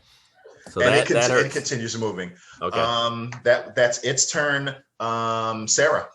So you have one of these foul creatures on the back of the wagon, and the larger red creature in the loincloth running toward chasing. Yeah. Chasing. And I'm riding parallel to her. So I pull a foot over and I spin around on the horse. Mm-hmm. Right. So I'm now not piloting the horse, and I pull my bow, and I'm gonna fire at the creature on the wagon. Awesome. All right. So here we go. I need to roll a 6 for that creature, I believe, with a bow. You need a 7. Check, right? Damage check. 4 attack points. So it's really a focused attack, right? Yeah. 9 is the damage roll. Awesome. And the What's your damage? is strength plus 6. My strength is 3, so 9 points of damage. It goes into its rib. And rolls off of the carriage, falls to the ground, and the carriage rolls over it and continues going. Nice. Okay. That's all of my points for the turn. Well, I do have one left, I think, right? One left. Yep. I'm going to save that in case. Well spent though. Yeah. Now, can I carry that over to Surge Point? Yes. If at the end of the turn, if it's you still have it, it'll become a surge point. Okay. Okay, gentlemen, that was everyone. We're going to start at the top of the order. You know the routine. You'll want to generate your attack points. Tenzin goes first. We just let Abernathy go first because he had not gotten a chance to act when everybody's jumped into. So Tenzin, Abernathy, and then the big guy is the only one left. And big guy may be all that's left when everything's said and done. That's pretty sweet. So I only got 7 warfare, so not too good. So I'm kind of picturing this. So I was kind of blown off balance by the 2 bursts of elemental fire that enveloped me. Yeah. When that happened, Tenzin had like a kind of like a wisp of memory that went through his mind of some of the trials he went through in his dragon training. Mm-hmm. And he shakes off this the memory in his head and tries to refocus. And I guess he sees that this creature is loping ahead of him now, you know. So he will attempt to run behind. He'll try to catch up. He's going to try to catch up to the creature, and perhaps use some type of maneuver or something to slow this creature down, maybe. Man, that's really awesome. That description is really awesome. As you run toward him, you have thinking of that memory. You feel the palm of your master slap you across the head, and you remember him yelling at you again. Right. Would you like a battle scar? Of course, sure. Awesome. Take a battle scar. Okay. All right. Thank you. Okay. Now, would I need to make an athletics roll to catch up to him, or what are my options, I should say? Yeah, give me an athletics check. Okay. All right. So let's see. And he will roll his athletics. Oh, okay. Got a exploding die. So nice. 8. That's 14 plus 1, 15. Nice. You are chasing him down, spurred on by the memory of your master correcting your kata, and you get right behind him. As you get behind him, you feel your muscles tense, your chest swell, and you feel your strength increasing. You don't know if it's adrenaline or if it's just you reflecting on your master's teachings, but you just feel stronger. Yeah. Okay. All right. Wow. Okay. That will, with this swelling of how do I want to say it? Of his inner spirit, Tenzin will lash out with a leg and attempt to trip the creature to slow it down. Okay. You feel like you would be able to do additional damage with this attack. Would you like to deal that additional damage? Always, of course. Okay. Give me you're looking for an 8. This is a lieutenant, so you're looking for an 8 on 2d6. Oh, and you need 3 attack points. Every time you can spend 3 attack points against this guy. I've got 7, so that's all I got. 2 attacks. Yep. Okay. So you said target number 8? Yes. 8. Okay. So no, there's one miss. So I'll try again. That's the last. Come on. And let's see. Hang on. Can I do anything with Battle Scar? If you want to do a reroll, you could. Reroll, yeah, I'll do that. I'll spend Okay. one. I'll burn up one for a reroll. Okay. And exploding die, so that's 9, 10. So that's a hit. Okay. Yes, that is a hit. So as you spend the battle scar, what you guys notice is Tenzin's eyes. His eyes go completely black. You notice the veins in his neck and chest turn red, and you feel him grimace. Tenzin, lose 8 hit points. Oh, okay. All right. So, okay. That expended something in me. Okay. You feel an outside force affecting you when you spent that battle scar. Okay. Hmm. Interesting. Okay. And what's your damage plus 10? That's gonna be 23. Yeah. Yep. Yep. Okay. Yep. Okay. You guys hear Tenzin yell out, and it sounds like a mixture of surprise and pain at the same time. So when he lashes out with his leg, what he intended to do was just to trip this creature up, but he actually, I guess, with the unintended strength of his leg sweep, he actually injures this creature, but at the same time he yells out in startled pain is what I want to say. Okay. All right. So Robert, I would say that with that happening, that Tenzin would actually come to a stop where he's at, and perhaps be there kneeling, trying to regain his composure and try to see what's going on, because he's once again he's very he's hurt. He's hurting. Okay. Know? Yeah, and you hear in your head, you've used my gift well. Oh. Okay. And you see the red guy. He is limping because you did clip him and hurt him, but he's looking back at you, smiling, without his lips moving. Okay. And you feel like he is talking in your head and says, "You've used my gift well."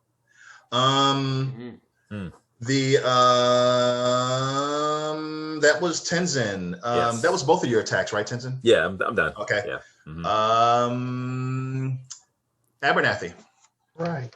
Now, Abernathy, as y'all passed, I looked around, bemused at where our little gobbling tracker went off to. No, turd. Call it what you. Yeah, turd. You see? Turd. I mean, I heard something flush, but I didn't see in it. So I turned around on a 180 and start going down to catch up with him. Right? I don't want to miss out on the party. Let me roll this. Okay, that is, I'm rolling good tonight. That's 11 total.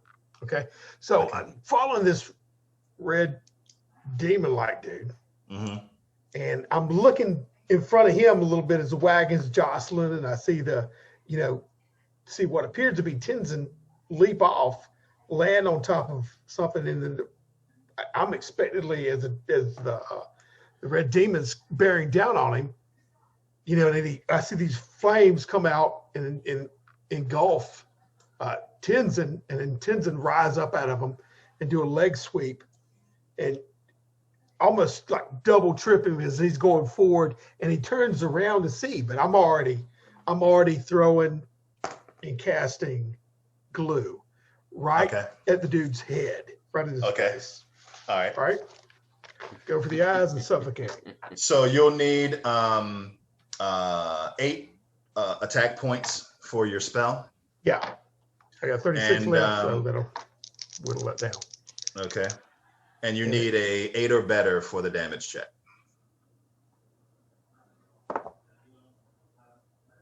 Okay, I got a 7, but I want to use my last battle scar to reroll. Okay.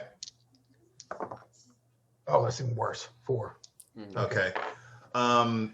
You hear in your mind, you feel an offer of reassurance and a sparing on of an inspiring of your spirit. You think you can do this? Would you like another battle scar for a reroll? Yeah. Yeah. Okay. Go ahead and do your reroll. Jason, what are you Okay. laughing I'm getting it. I eat that stuff up. I'm emboldened now, you know. Yeah. Okay, that's actually a 10. So All right. he was Lose right. I eight. can't do it.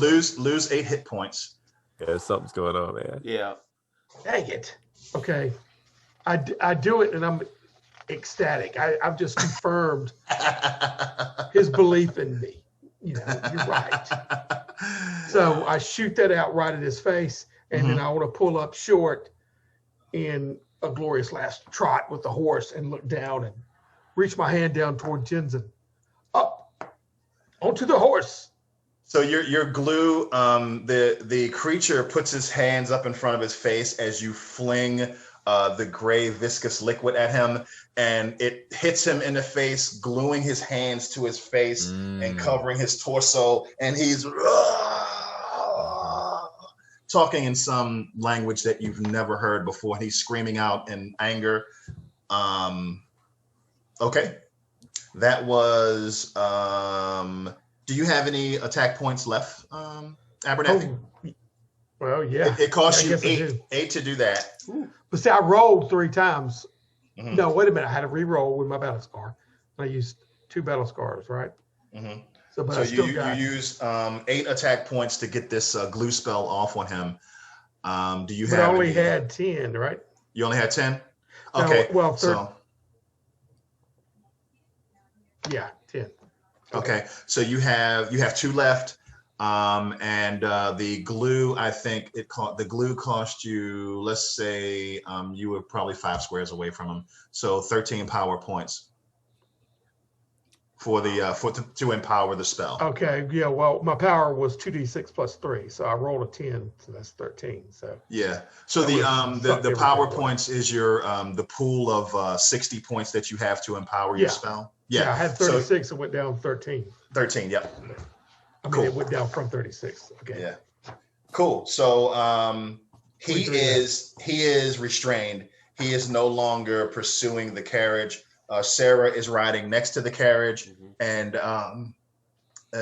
now the creature that you just put the glue on, he is going to make a complex strength action to try to break free. 13, yeah. He does not do it. He is trying to pull his hands from his face, and and he can't move. He can't see. So he's done as far as his actions because he's restrained by your glue spell. And that will leave everyone's favorite Elven Ranger, who's riding next to the carriage. Yeah. Girls. And facing backwards as the horse rides. And I'm leveling a shot, and I will fire, draw, and I think I can fire twice. I have 7 AP. Is that 1 warfare against this creature? 2.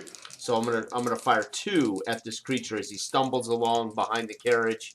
8 or better. 8 or better. Come on, come Easy on, money. Sarah. Easy money. Hey, Easy money. 9 for the first one, and that is another. My strength is 3 plus 6. That's 9 points of damage. Nice. Oh, actually, Jason, Yes, sir. he's restrained, so his Ooh. defense is considered 2, and Okay. you get a +2 again Yep. with your damage check. Oh, nice. Okay. So that's what do you call it? hinder. Stun. No. No. What do you call it when you? Is that a stun check? Is that? Stun, Are you in power stun attacks, check, cause damage. Well, my stun number for that is 8 plus 8. Yeah. Yeah. So you So would have not needed yet. 16 to stun. 16. not Okay. yet. Okay. But because his defense is a 2, 2, I can right? shoot. My gosh, I can shoot 3 times at him. You're getting there. Yeah. All right, so here comes the second one with a +2 to the damage. Oh, and I Cool. blow up that die. Of course, it's just a damage roll, so we'll take the 11 plus 2, 13 Nice. for You another feel like 9 10s in points. before the night's over. For another 9, and here we go. It last sticks in one. his stomach. Yep. 12. Blew that up too, but again, Wow. it won't matter on the damage rook I hit. And then again, another 9. So that's 9, 9, and 9. 27 points of damage total from this bow. He drops. Woo! Dang.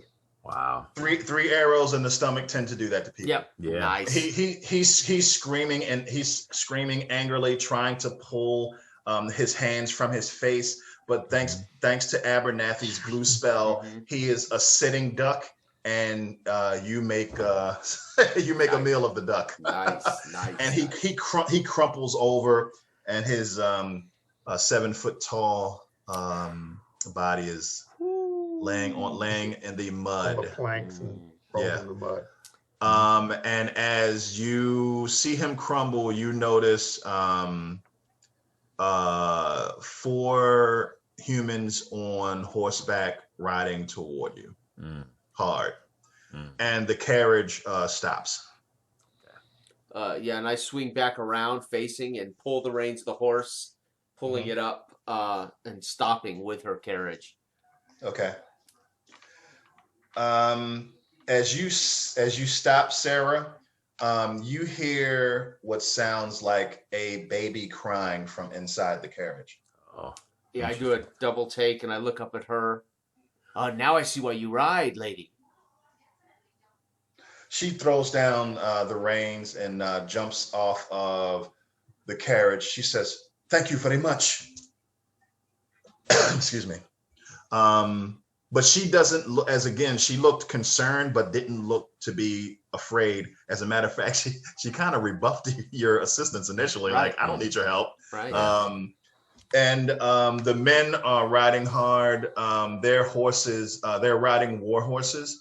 And again, kind of like the woman, they are all wearing tattered cloaks, but every once in a while, one of their cloaks will flap up, and you'll see that they have very well appointed armor under these cloaks. And all of them are Fortunite. Okay. And they're riding hard, and one of the lead rider with short cropped hair and a neatly shaved goatee says, my lady."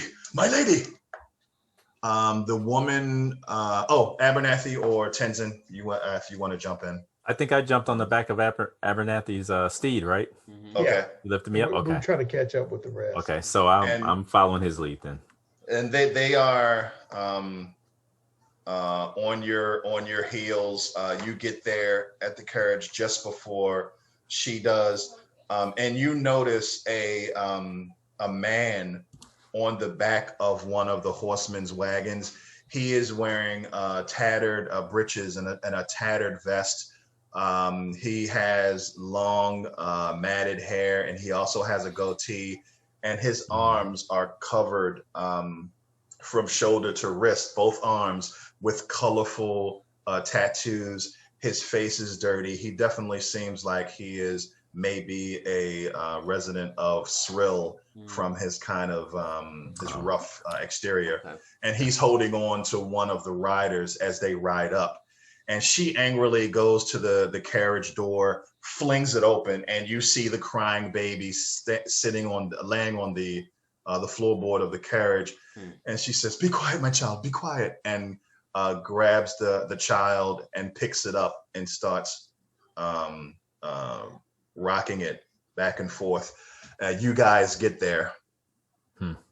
Okay. The lead rider says, "My lady, are you okay?" And she looks at him and says, "No thanks to you. Where were you? Why did you abandon us?" He says, "We heard some strange activity outside of the inn. We went to investigate, and when we came back, you and the baby were gone." You abandoned the lady in her hour of need? The lead I say rider. as I'm swinging off the horse. Okay. And slapping down in the mud. Walking up to him defiantly. He looks at you and says, he gives you the up and down kind of look, and he says, "This has nothing to do with you." It has everything to do with us. We had to stand in your place as you were off gallivanting. Look yonder, and I point toward the downed creature. Mm-hmm. If not for me and my two comrades here, the lady and her babe would have been taken. The three riders behind the lead rider, all of them Fortunite men. They look like they're very capable warriors. They're all kind of looking at you like, what? All of their hands are on their swords. The male slides, who is riding on the back of the horse. He slides down and runs up to the woman and Chan. Oh my God! Oh my God! I thought something horrible had happened to you. And he runs his hands through her plentiful hair and gives her a kiss on the lips. And the baby has calmed down. And oh my God! And he starts to touch the baby's forehead and kisses it. And both of them, they clearly look like they are the parents of the child. But you definitely. As he's first walking up, I would have immediately interjected, "You let this knave," kind of, since he's kind of rushing in and grabbing hold, Abernathy, our work is done here. They are safe. We have done our job. Leave these people. And I start to spur the horse into a trot back the direction. Leave her to their incompetence. We have other work here. I as gruffly I yell turn back around over my shoulder. and walk back to the horse. And I grab the horse. And then I look at her and say, "My lady," and then I turn the horse around. He says, "My friend, thank you for your assistance." And he reaches into his cloak and pulls out a very nice leather pouch that you hear the telltale sound of shards, the crystalline shards, which is the currency of the setting, clacking together. And he throws it at you. That is grab for saving. it, and then I perhaps this, and I let my anger, my fire burn down a little bit, end down. A little bit. I slip it into my thing like that, and I give him a silent nod. Then I turn around, be safe, and it to her, you know what I mean. I'm not even really paying attention to the rest of it. Right. That was the do. Come, my fellows, and then I turn around, start going off. Okay. As you guys start to move away, Tenzin is on the back of your horse. Sarah never left her horse. Mm-hmm. The woman says, hold the child. Excuse me, sir. Who's she? I pull up a little short. Is she talking to me? Yes. I glance over. He says, the lead rider, when she starts to approach you, Abernathy, the lead rider says, "My lady, we must get out of here. This is a dangerous place. It is always dangerous." And she says, "That is what makes me wonder why you abandoned me." And she walks closer to you and says, "Good sir, what is your name?" My lady is Abernathy, at your service. Your true name. She gives you a nod. You can definitely tell from her demeanor and posture. Obviously, Abernathy, you are a noble. You can tell someone who is noble born. She says, "May I speak to you in private?" Certainly. And then I get off the horse or whatever like that, and just get on her level. Where shall we go? She points a couple of feet away, next to a small wooden building that it's leaning to the side. It's dilapidated. It looks like a large outhouse, and both of you move over to it. I guess this will suffice. And then I'll walk over there and hold the ramshackle door open for her. Okay. Could you give me 1 second, gentlemen? Okay. 1 quick second. Tenzin will limp over to Sarah. right. On her horse. Right. You look worse for wear. He's shaking his head. You see his tunic or his I guess he has kind of like a tunic. Yeah.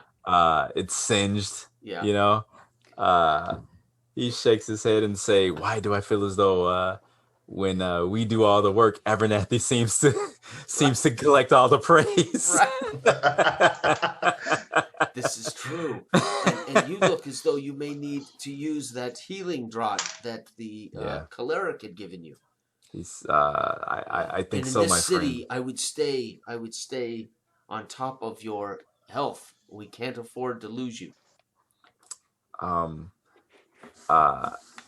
There is one thing though, that he kind of nods. Tenzin nods back towards the crimson devil or Giant, demon. yeah, Yeah. monster, yeah. He says, I think the creature was in my head, and I'm not sure why, but when I was battling with it back then, I felt something I felt something I'd never encountered before, as if he was in my mind speaking with me. This is not good. How would a creature have such powers over you, Tenzin?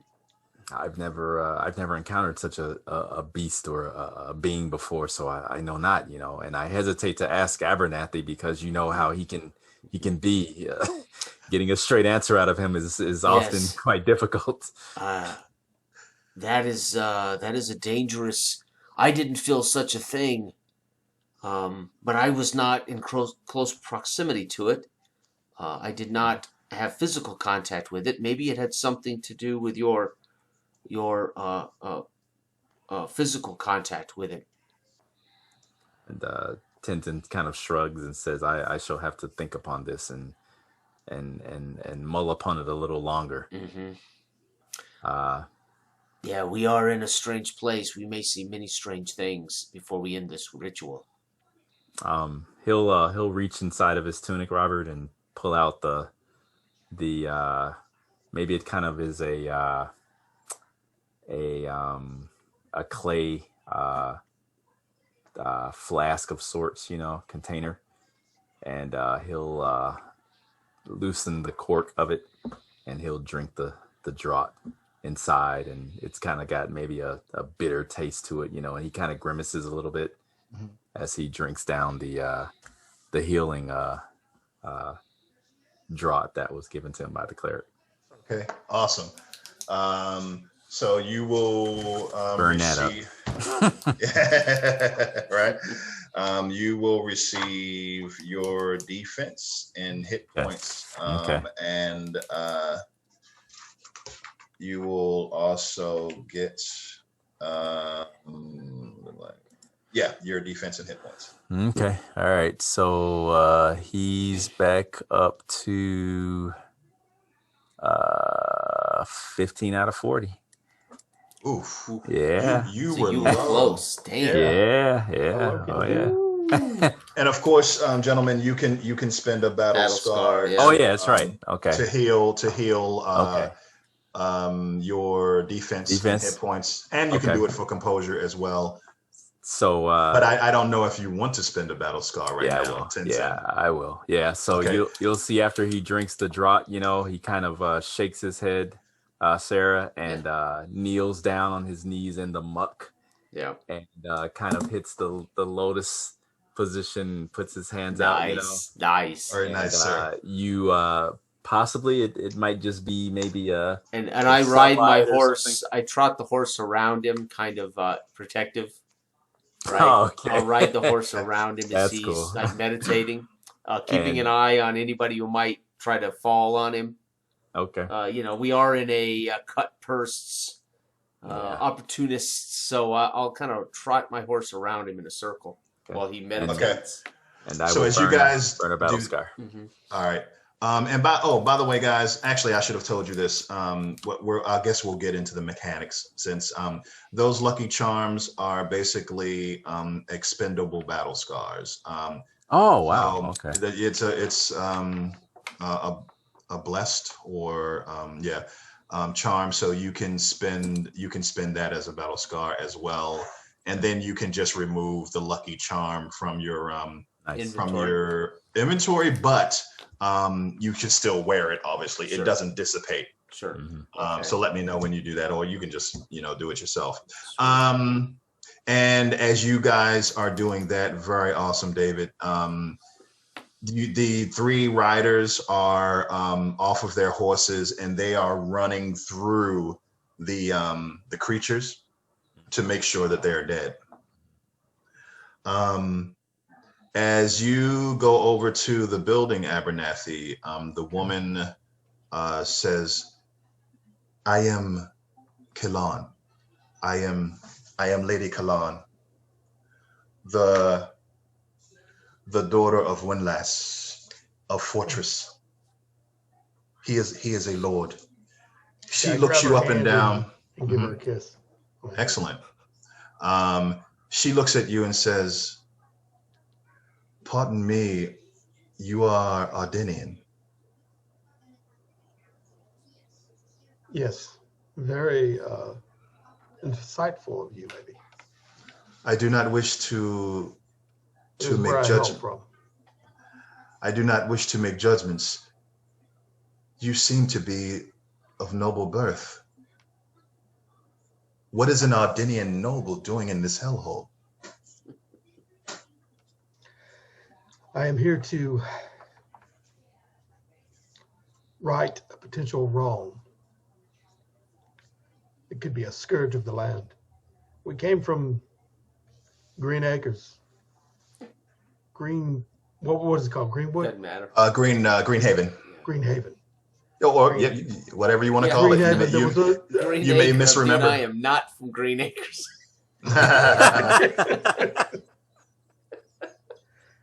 We came from Mayberry, maybe, but not Green Acres. We stopped we stopped unholy rite that was being taken place on the Devil's Horn, and in it we found information, a scroll that a similar ritual will be taking place here in this hellhole of a town at the warehouse. We were approaching the warehouse when we ran into you. You know of any such ritual? Perhaps the demon chasing you. She says these creatures, they took my child from the inn that we were lodging, and took it to that warehouse. And she points at the warehouse, and it was the warehouse that the goblin had pointed you to, and it is the warehouse that corresponds to the number that is in the correspondence. My lady, and I grabbed her hands and pulled it close. I believe we had just stopped these foul creatures from performing a rite upon your child. Thankfully, you escaped with the babe. She says she looks very disturbed. And this is actually the first time that you've seen her look fearful, frightened, even. Yeah, that's why I held her hands. Yeah. And I want to actually roll to see if I can influence her to calm her down or befriend her or something. You know what I mean? Sure. Yeah, she definitely calms down. Yeah, she calms down. Thank you. Excuse me. What, you are an Ardenian noble who travels around fighting infernal creatures? She looks puzzled. Yes. You left the comfort of Arden? I did not purposely leave the comfort of my city to track down evil as such in these rituals that are occurring, but nevertheless, I've ran into this happening at the demon's horn in South Haven as I was there, and with this information that the ritual was to be taking place here, I could not sit by idly and let it happen. As you say that, you're interrupted. Tenzin has maybe he had finished his healing or his thought meditation.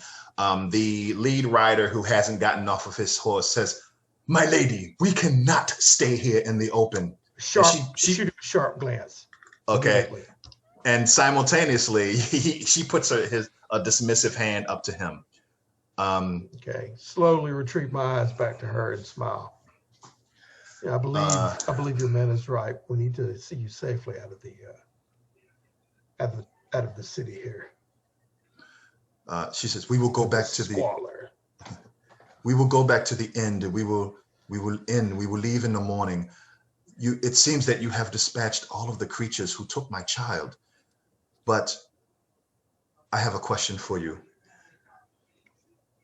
Windloss, my man Windloss," and she nods toward the lead rider who has kind of been speaking. Yeah. I do not feel comfortable. He has been acting strange ever since our arrival, and then he abandons us at the inn to investigate some strange sound. Maybe it was a distraction so that the demons could take my child. But you, Ardenian noble, have you introduced yourself? Yeah, Abernathy. Okay, yeah, Abernathy. I trust you and your men in this disgusting place. You put yourself at risk to save me. You must be good men. Do you feel safe with your other men? Have they been acting peculiar or just following your man's orders? You should send him with us. We will go make sure that there's no more supernatural, otherworldly, cultish dealings here in this town. We'll meet back up with you in the morning and see you safely out. If he begins to act strange, we will note it, and he will be far away from you when he does, not to influence your other men. Is this acceptable? Yes. My Abernathy, my father is a powerful man in Fortress. Indeed. If you protect me, you will be well rewarded after our trip. If you accompany me back to Fortress. My lady, protecting you is reward enough. All right. Then I bow deeply and kind of open the ramshackle door and give him another sharp glance and lead her back to her husband. Okay. Away. He says, honey, we should get back out. We should get out of here. We should go back to the inn. She says, yes. We are leaving. And he looks at you and he says, all three of you. He holds the child close to him and says, thank you. Thank all of you for saving my child. Good journey wherever you're going. And she says, they will be staying with us and protecting us. What? What is this? Quiet, girl. I will discuss it with you later. All right. And I make a note and pull my head up. But Abernathy, is our job not? You have committed us to these people? I will explain it to you. I will explain it to you, Sarah. Be still. Peace. Be still. You see a little robes, you see a little shards, and you see a little noble blood, and you fall upon it. Do you not? You misconstrue my intent. Yeah, I know your intent. To ingratiate yourself with more Restrain of your yourself. kind. Yes, I know your intent. Restrain yourself. And I turn around and after giving you a glance, give the look back to the lady. I spur the horse over, ride it over, and look down at her ladyship and her children and her.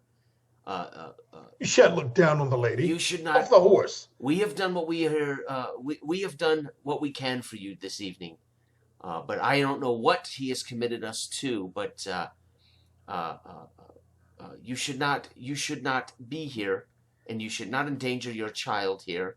And whatever pact he's entered in with you does not include me.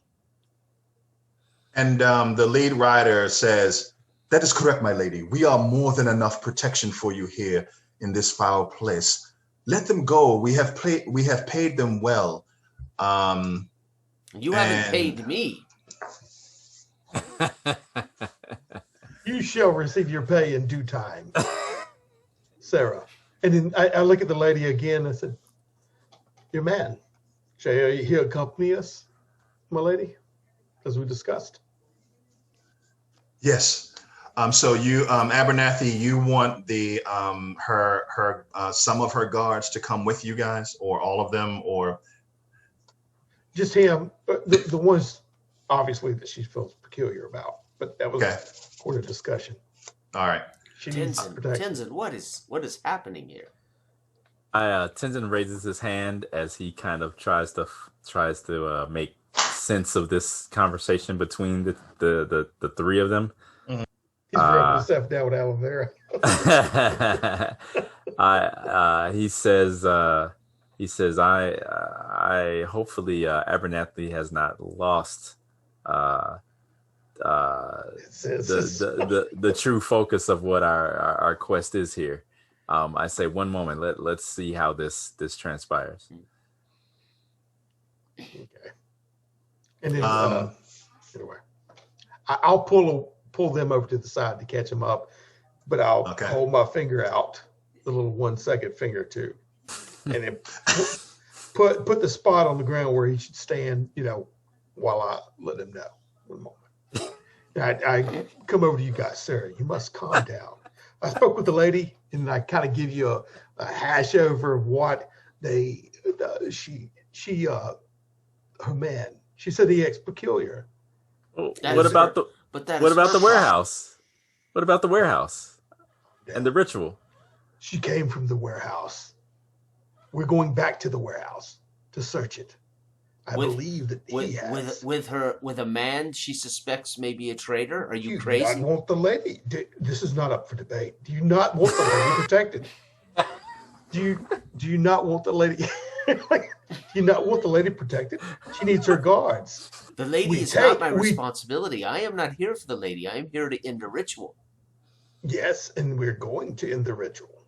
In fact, the ritual may be at a halt. They may have needed the child. The child was abducted. Her guard, he led them away. They were abducted and taken to the warehouse. She brought the child back and escaped, and we intervened. And but Abernathy, why don't they deal with their own traitorous man? Yes, Tenzin. In arms. Why Listen, are we given this? Tenzin speaks wisdom. Why are we? Because we can get the information from him. If he's in league with these cultists, we can extract this from him. He can lead us there. Our other. Has it crossed your mind, Abernathy? Like you, maybe he was just incompetent and not conspiratorial. Incompetence. What if he just failed to do his job properly? Definition of the word. You test me too far, Sarah. A woman scorned. And then I turn on my heel. I shake my head and say, I'm afraid Abernathy has been swayed by treasures and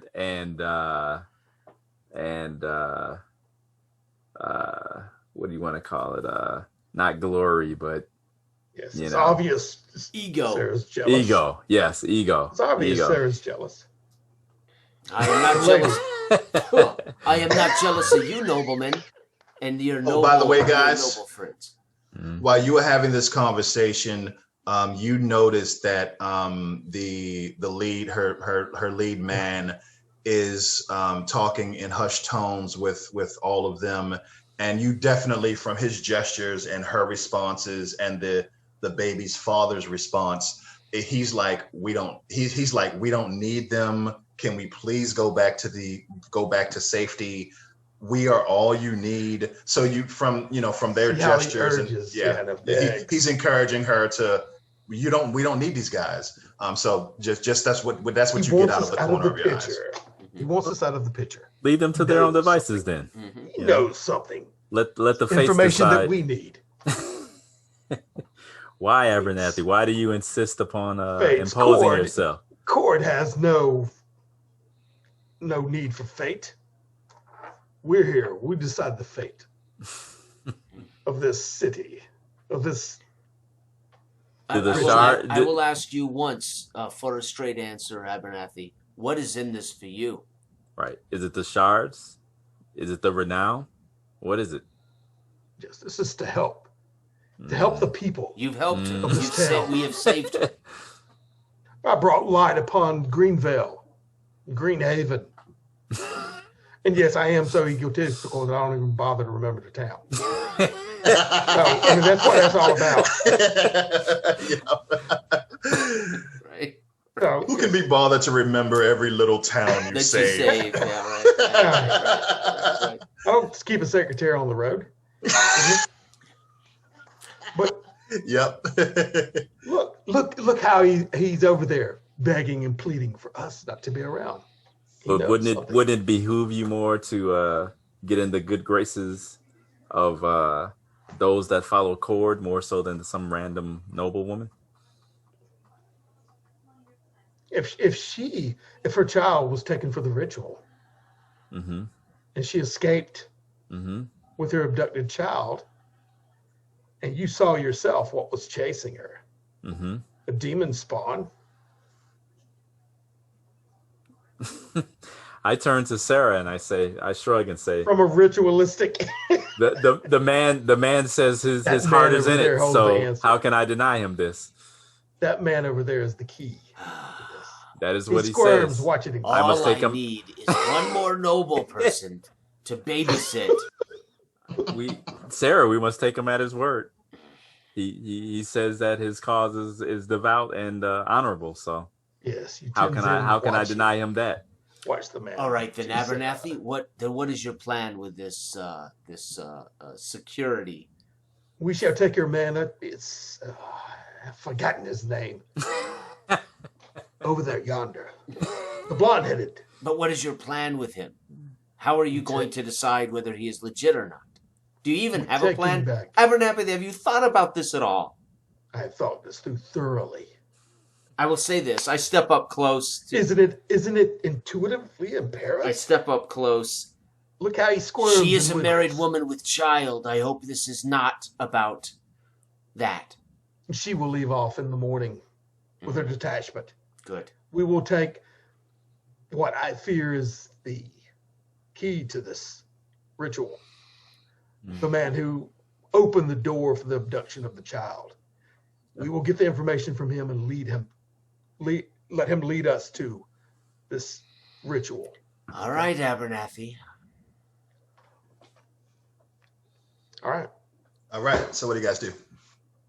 Okay, I'll turn on my heel and throw my head back and walk over there. Are you ready to come with us to wash this face?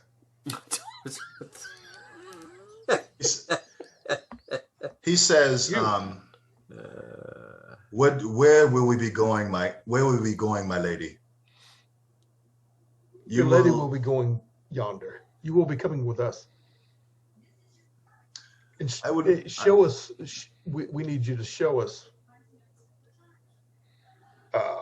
and guide us around the city to where we need to go. Tenzin, We want I to do make sure hope he that your knows lady what is he's safe. doing. He's tripping over his own words already. We shall see. We want to make sure your lady is safe. Come with us. We have no time. He'll Get have the us lady off the street. He'll have us in the nearest tavern.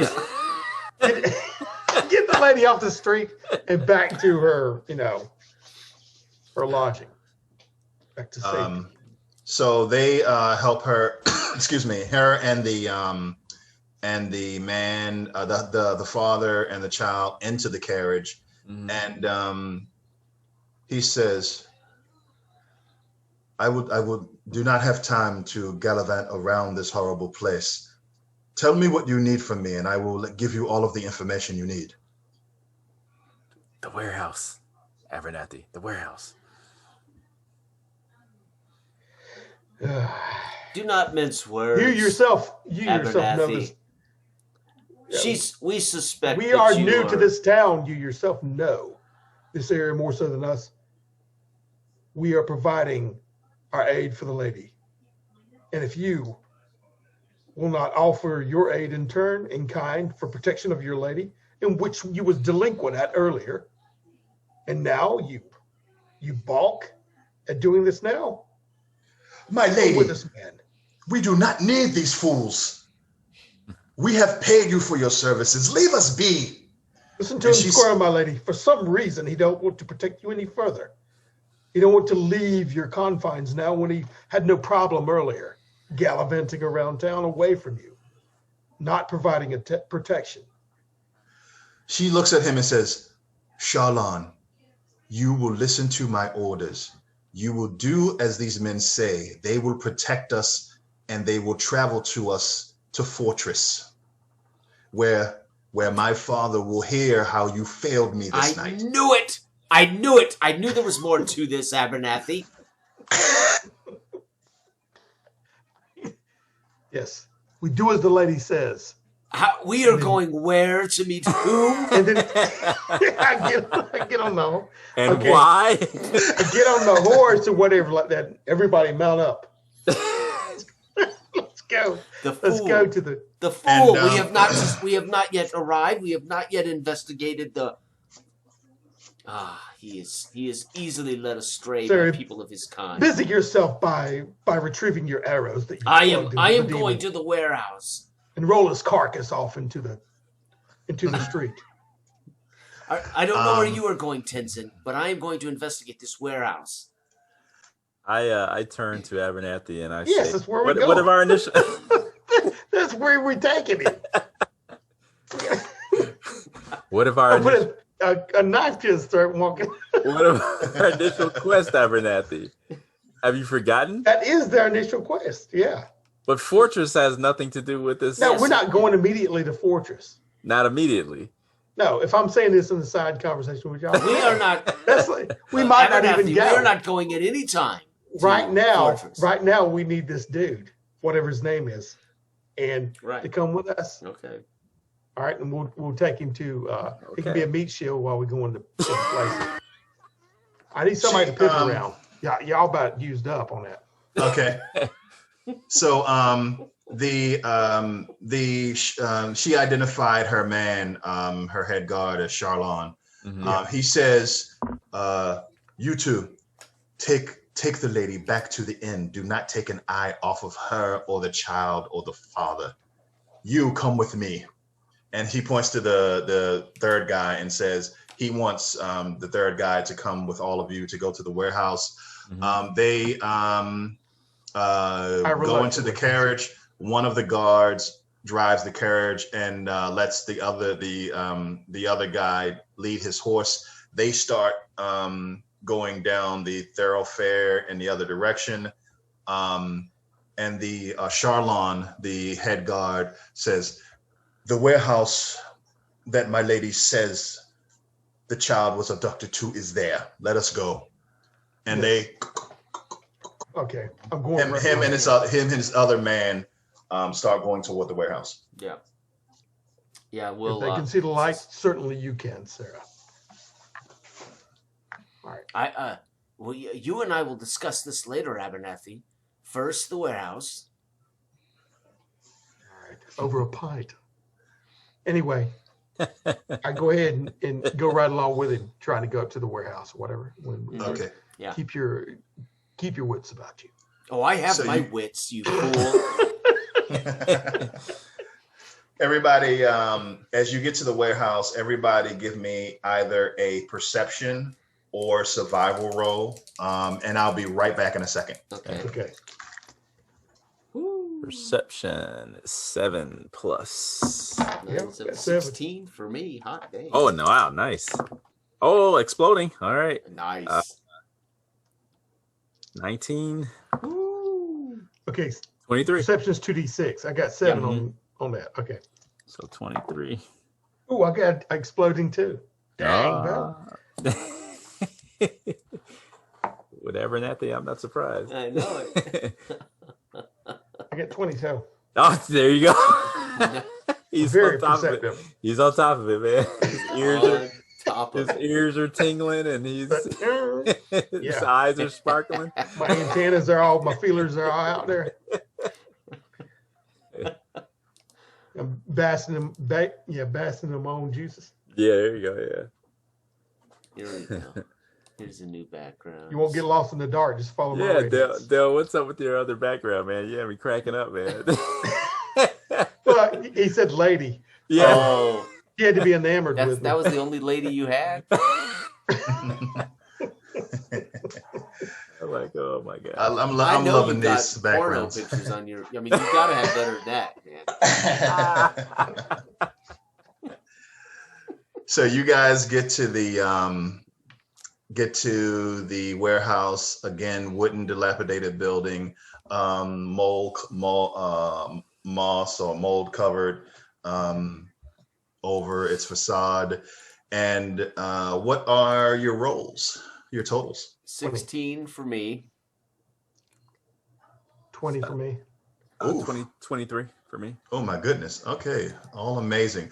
So what you guys notice as you get there, as the story was told, the story is told, I should say, as it was presented to you, the muddy ground, you see the wagon wheels, you see the horses, you see the clawed bare feet of creatures that seem to look just like you think belong to the creatures that you dispatched. So it's all making sense. You see the feet leaving the warehouse, coming back to the warehouse. You see wagon wheels. You see her feet.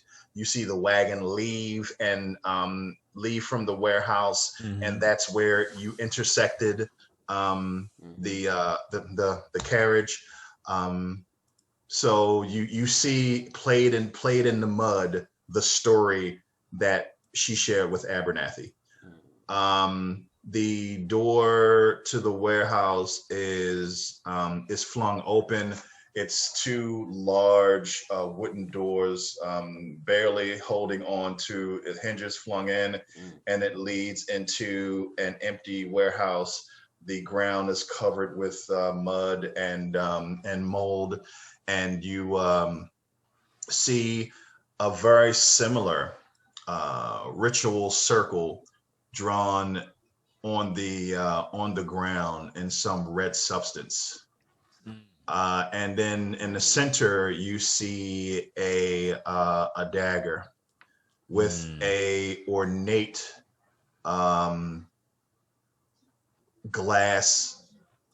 clear glass hilt, and a jagged, curved Serpentine blade. black blade about this long. And it is laying on the ground. And when you go into the ground is dirt or mud, and you see the feet moving around. You see human feet. You only see one set of human tracks. So it seems like somehow she came in, she retrieved the baby, was able to escape and get back on the carriage, get in the carriage and try to escape these things. Look yonder. See, she snatched the babe before the foul deed could be committed. The blade. If you guys go inside, the two, her man Charlon and the other guard stay outside on horseback, and they're just watching you guys survey the inside of the warehouse. Before I go in, Charlon, where's the inn in relation to this warehouse? It is 2 blocks that way. And what did you think you heard when you abandoned her? We heard strange sounds outside of the inn. We went to investigate. We saw some strange movement, bestial almost. I exit from there. I've looked around on the inside. I got the glass dagger. Do I see any? First of all, I've noticed in the tracks you've already illustrated. But is there any boxes or anything similar? It's completely empty. Completely empty. And right there, when Sarah's talking to her, I put my head out. See, where's these sounds? In what direction? Take us there now. I'll run over to the horse and I jump on. Okay. So they lead you in the direction. You see the inn. It's made of wood. Actually, it's still dark and dreary, but it seems to be in a lot better shape than most of the buildings that you've seen. Now you are on the edge of the dry or muddy district, and you can look over the swamp district. It stretches out far in front of you, off in the distance as the last bit of orange in the sky from the sunset is drifting away. You see the magnificent mountains that line the southern coast of the island. As the sun begins to drop down, you see large ships at the dock, and you see smaller taxis. And as you may have heard, if you've never been to Srill, I don't see why any of you would have come to Srill because of the kind of place it is. But you know that these footbridges lead up to buildings that are actually on stilts or large wooden planks in the swamp district. So some of the footbridges lead up to buildings or inns that are actually in the swamp. Some buildings, some bridges allow you to go, or you can take a water taxi, usually piloted by goblins, to take you from building to building in the swamp district. And then lining around the swamp district, you see the tall, pointed mud hive towers of the goblins. So those are the large, tall structures that they live in, poking up into the air. So you can see all of that area from this location. Point. Yeah, and he points to you maybe a quarter of a block away, behind a couple of small buildings, not too far from the inn. We heard some strange bestial sounds there, and we went to investigate. And you did not get an eye on them? Did they look anything like the ones we had dispatched in the road? Unfortunately, we did not. And there were 4 of you, and still you could not corner one. Is it possible they failed to complete the ritual? I mean, is it possible this woman invaded that warehouse, grabbed her baby, and escaped? There's no blood on the And the dagger. only thing that ended the ritual was the fact that the child was not sacrificed? Possibly, but we don't see any evidence of cultists, just these creatures. Which Why? leads me to believe the But ritual the tracks was were somehow everywhere completed. And you saw the layout of the circle. But It's these the same creatures as- aren't normal. They must have come from somewhere. It leads me to believe the ritual was completed.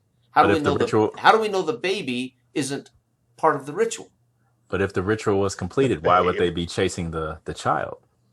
The babe. Because she stole it from them. That's too far-fetched, Sarah. Your dreamings and wanderings could Then where lead are, as nowhere but Tinson dead rightly ends. says, where are the cultists who would have completed this ritual? Well, they dispersed, obviously. Then we can't. Have I answered we cannot be all of your certain. questions?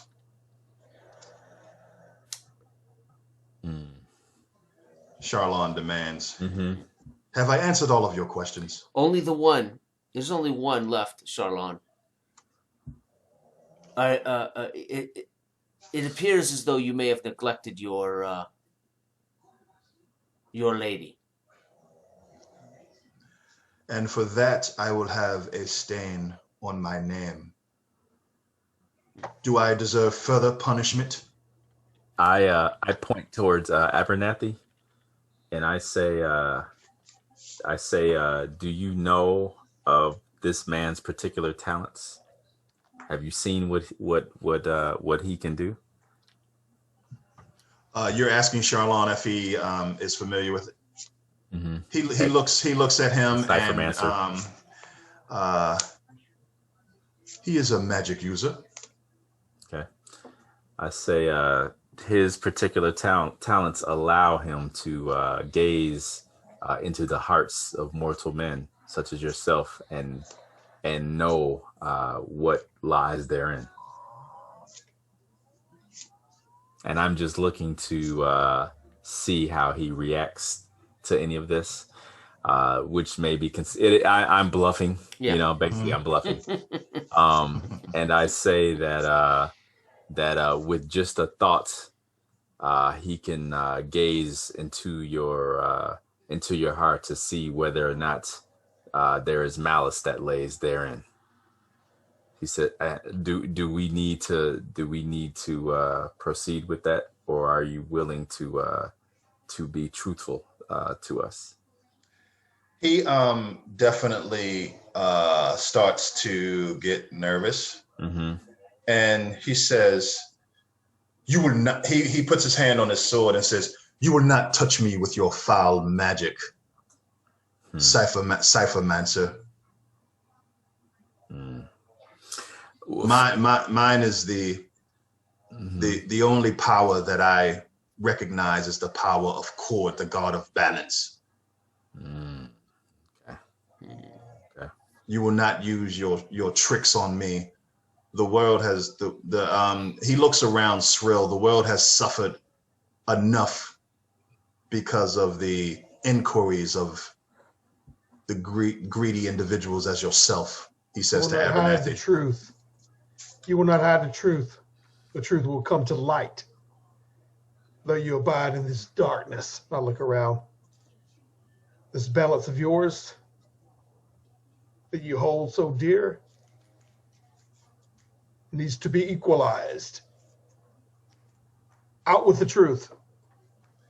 He looks at you, Abernathy, and he says, he lowers his head in an aggressive, intimidating way, and his eyes close to a slit, and he says forcefully, "I am done here." What is your influence? I'm sorry, your willpower, Abernathy. 4. Okay. I don't know. I don't know what to make of this guy, to be honest. I'm not sure.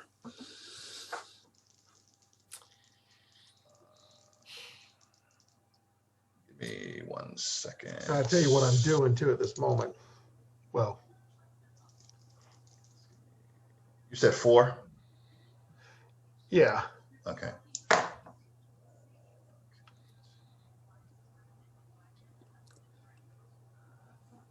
Sarah, maybe you should give him the flower. No, I'm gonna.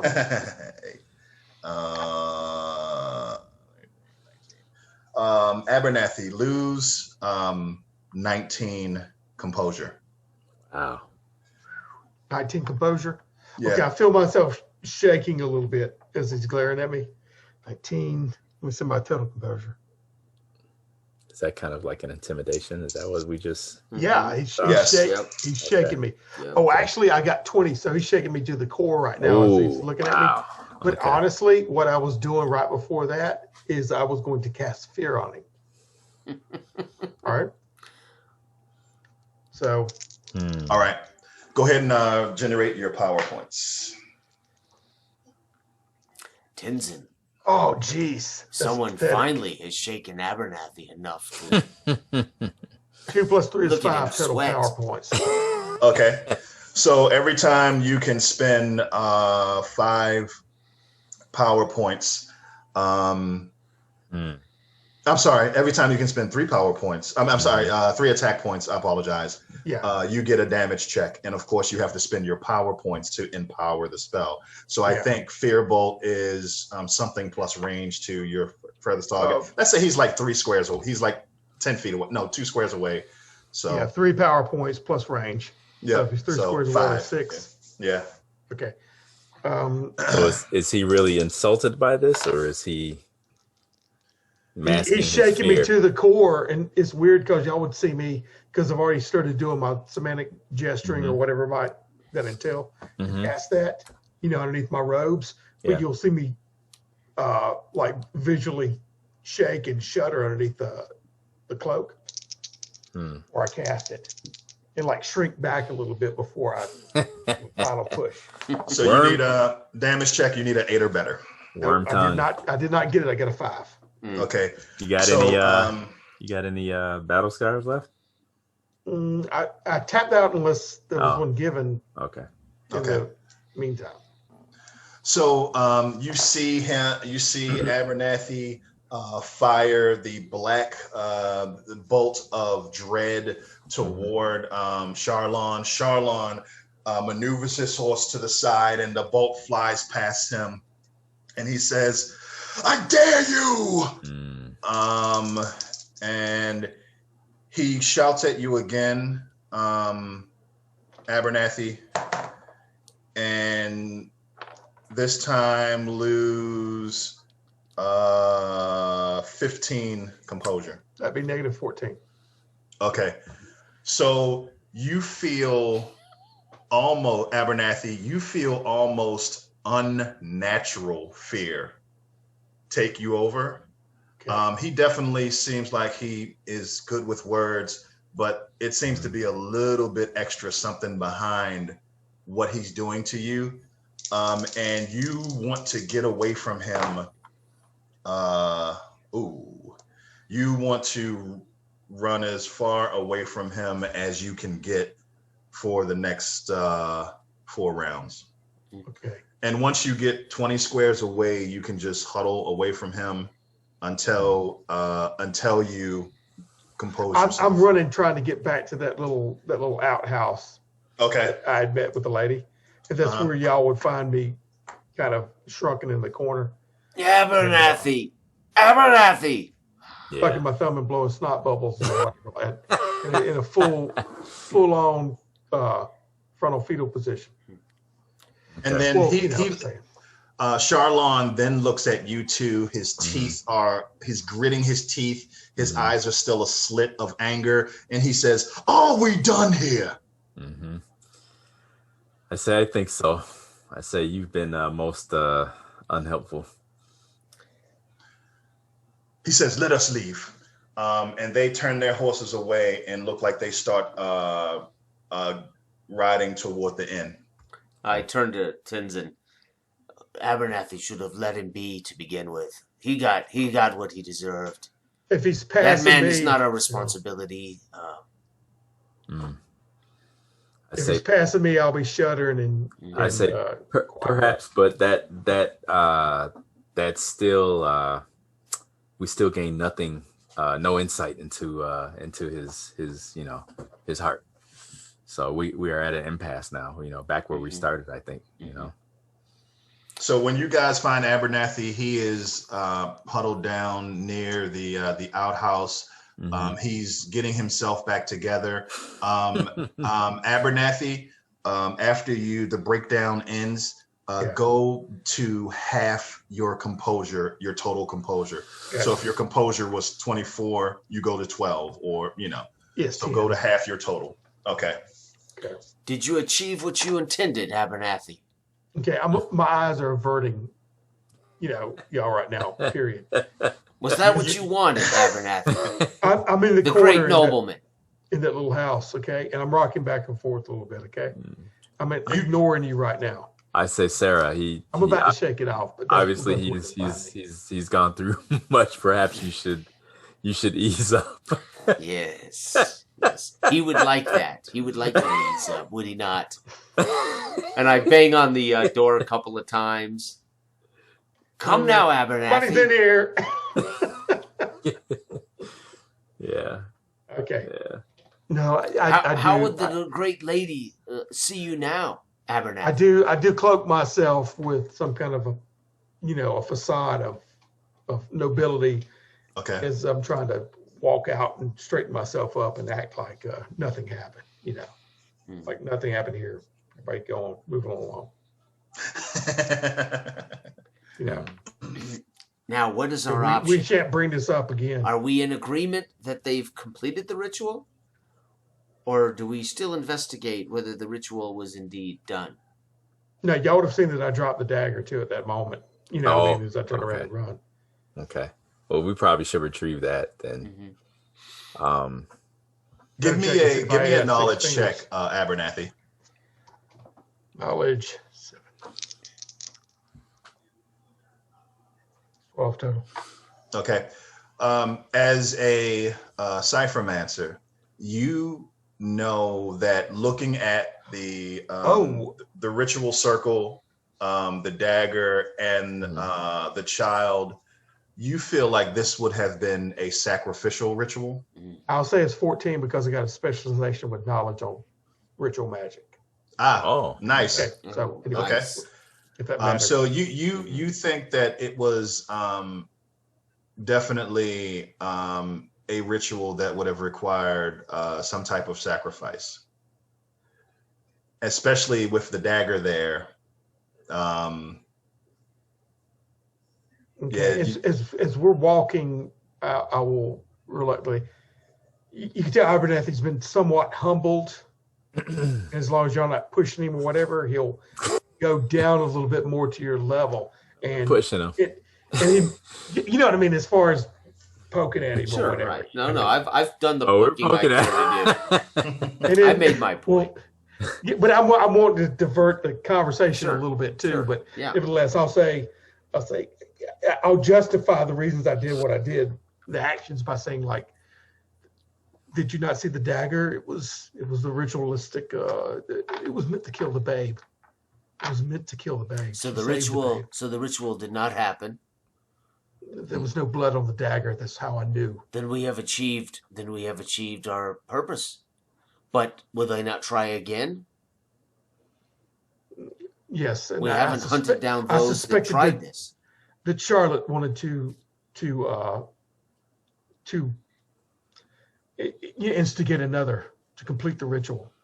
That's why it was a diversion to take him away from Abernathy. You are preoccupied with this man, Charlon.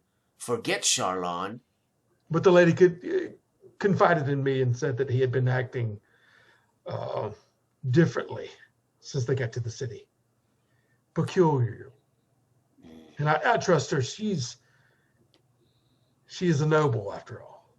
Oh, now she would not lie about something like this. Well, that is a different argument for another day. But I still do not see how this impacts us now. We have broken the ritual. We need only discover the men or people who may try to perpetrate this again, right? Yes, I believe that we did take care of those. And look yonder. And then I make a toward the honeycomb, the hive, as it were. I believe that possibly these cultists may reside across through the swamps in that region. Maybe does it not seem likely to you? In their correspondence with the, they were confident that they were going to execute this ritual easily. Mm-hmm. And they easily, because most around here would look the other way. Right. But not us. Not us. But it was worded in such a way that it may be one of many, right? Yes. But I wanted to stop it before it rolled over. You guys got the impression that this was one of the final steps. This sacrifice from the correspondence may have been the final step. Okay. I'm telling you, this has to be the head of the snake. And I believe, and I look yonder too. My hands still shaking a little bit as I point toward the little honeycomb. Well, just like a viper's nest, the lair of these cultists must be somewhere in this town. So, I personally do not believe Charlon has anything to do with this. Where do we begin the process of discovering these cultists? But still, I think we should make sure the lady is safe when she leaves out in the morrow. Okay. Do that. So where you guys headed? Oh, and let me know when you guys want to wrap up. I don't go in until noon, so okay. let me know. We can come to some type of agreement. So, Well, honestly, it's getting. but I have to go to bed. Yeah, it's Getting a getting little about. late. Yeah. Yeah, for me, But- yeah. Yeah, well, I would Okay. say we could probably get, I don't know, maybe a room in where Mm-hmm. And she this was- inn. Yeah. Yeah. in the end she was. Yeah, secure something in the inn that she's at. Hmm. Yeah, would be our goal. Yeah. Yeah. And do They it kind of definitely silently. set you up with a room right next to the couple and the child. Okay. Okay. Because Okay. we parked the horses though on the flattened Charlon's horse's tires. When you guys get back, Charlon is definitely not happy to see you. His men don't look happy to see you, and but So I'll be purposely avoiding him. You know what I mean? In the hallway, letting him go by before I even see him, if I can. okay. And she is very happy to see you.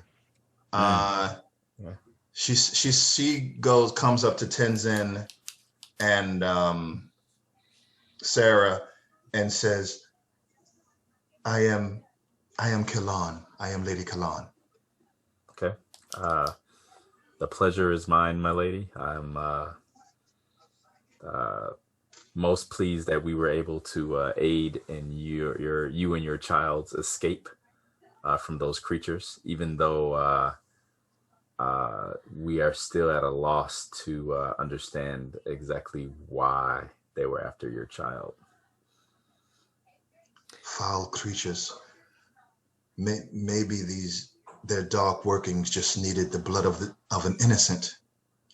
And she looks at you and says, Lady Elf, thank you very much for your assistance. You saved my flesh and blood.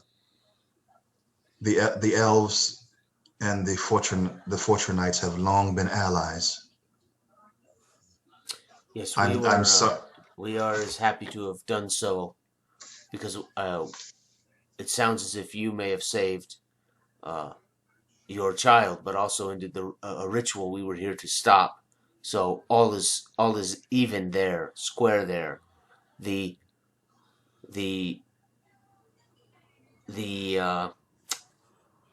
question of your man Charlon, you have put us in a bad position, my lady.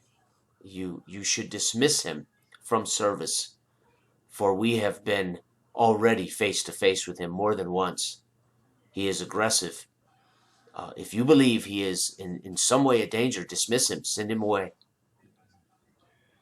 He has been a loyal man to my father for more years than I can remember. I just cannot simply dismiss him on a suspicion, on a feeling.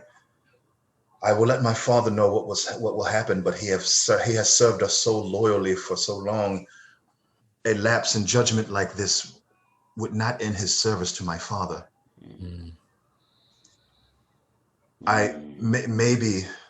Maybe the nerves of this horrible place and the secret love I have with Lalo is making my judgment suspect. Well, it is good of you to admit such a weakness, my lady. But it has compromised all of us. The best course of action, then, if he is loyal, if he is a man of your father, then we cannot stand between his duty to you. It is already grown dangerous. We do not want to have to kill your man. I'll be standing behind them nervously, kind of shifting my eyes, looking down the hallway to make sure that I don't get that. But every time I almost want to speak up, and then I'll, the cat will get my tongue and I'll roll back a little bit. My lady, I would ask you to release Abernathy from any promises he made you.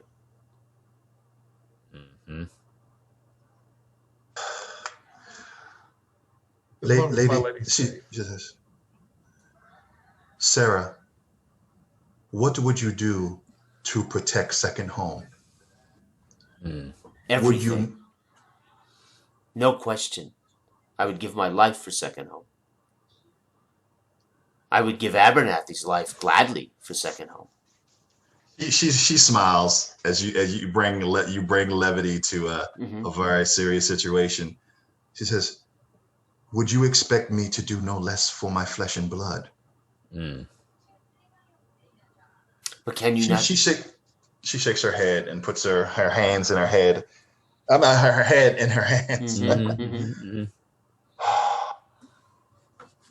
So you believe it is you believe you need us to protect you from Sharlan.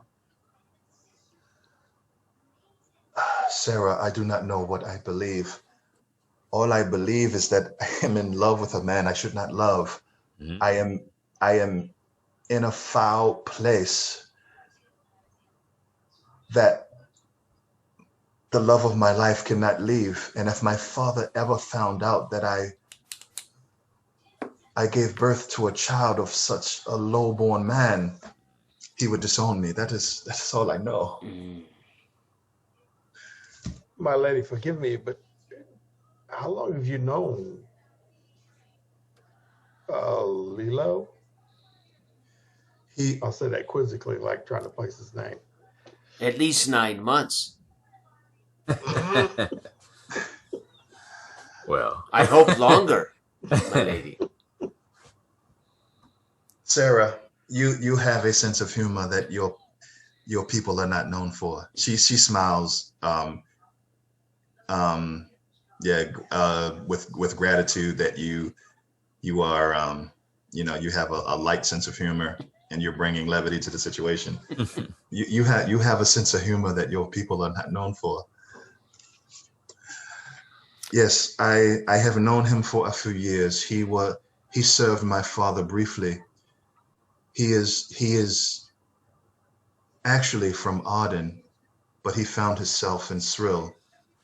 We fell in love, but I could not love such a man. I am the daughter of a nobleman of Fortress. From Arden, you say, and he's a ciphermancer? No, he is but an artist. You can tell from his appearance. So Abernathy, and all of you would know that in Arden, one of the central conflicts is the conflicts between nobility and the artist rebellion. So essentially, the peasants or the lowborn of Arden wanted nobility to share wealth and knowledge and education with them, which nobility was not inclined to do.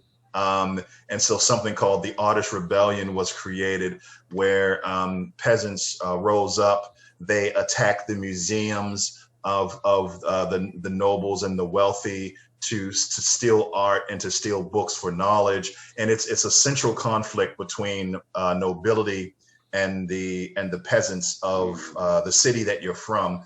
So she's telling you that. I would have reeled back and a little bit shocked that she would have fraternized with somebody who would destroy art in the name of, you know what I mean? Because obviously that's relegated toward those worthy of receiving it. Yeah, and comprehending it even they can't. Yeah, and where you're from, of course, Arden is the center of wealth and culture and art and knowledge in the setting, and that conflict is a central conflict in Arden. She says, do not be upset with him. He is the man I love. He cannot help to whom he was perhaps born. Misguided. My lady. Well, she'll hear that. He's led you to this lowly place here, and she knows that, as she has admitted already, her father would disown her for that. So, it is. What is it you expect from us? Abernathy has entered into a pact with you. What is it you would expect from us? The only thing that I ask of you is that you stay with us for the night. The more that we have protecting us in this foul place, the better. And all that I ask is that you accompany us back to my father. he is a lord. He will award you handsomely for returning me home. But the last thing I ask, of course, is that you mention none of this to my father. You do not mention the fact that I came to this place. Abernathy? So the babe returns with you. The child is a secret, and he is raised by cousins of the family. So when I go back home, first I must leave my beautiful bundle with cousins and return home. My father cannot know of this. Well, that is The your babe would be business. better We won't. off. It is not within our bounds to speak to your father about anything of this. Tenzin, I suppose Abernathy maybe, although recklessly without consulting us, has put us in a bind. But I think maybe we should escort them. Yes. You see the wisdom of Abernathy. And I turn around kind of tired and put my hand on your frail little shoulder and shake it a little bit. And I say, "Good night, my lady. It's been a day." I say even in his sometimes often cloudy insight, Abernathy occasionally is able to somehow peer through the darkness and catch a glimmer of light and hope. Yes, Yeah, it's somehow. not disingenuous. I mean, Somehow. Okay. So I will accept that his heart may be in the right place. I'm not saying that shards have nothing to do with it, but perhaps this works in our advantage. Mm-hmm. Yeah. Mm-hmm. Sorry, it's Then just yes. a tool. I think we are in agreement, your lady. We will be here for the evening, and we will help escort you home. Thank you so much. And she grabs your hand, Sarah, and she says, as always, the alliance between the humans and the elves will be strong. Yes, until something unfortunate happens. Yes.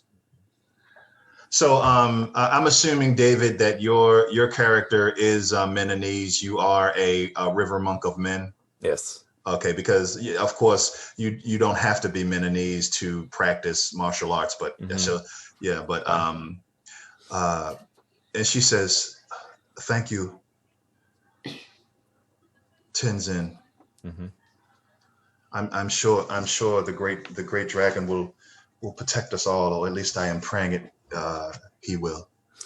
I say, as long as your heart lies open to faith, and your cause is just, I have no doubts that our path will be fortuitous. And she bows to give a little bow to Abernathy, and holds his hands, and she turns around and goes into her room. Okay. And she opens the door. She opens the door, and you see Lalo and the baby. He's sitting on the tattered wooden bed. And she closes the door behind her, and just as she closes it, she gives you guys a reassuring smile and closes the door. Creaks closed.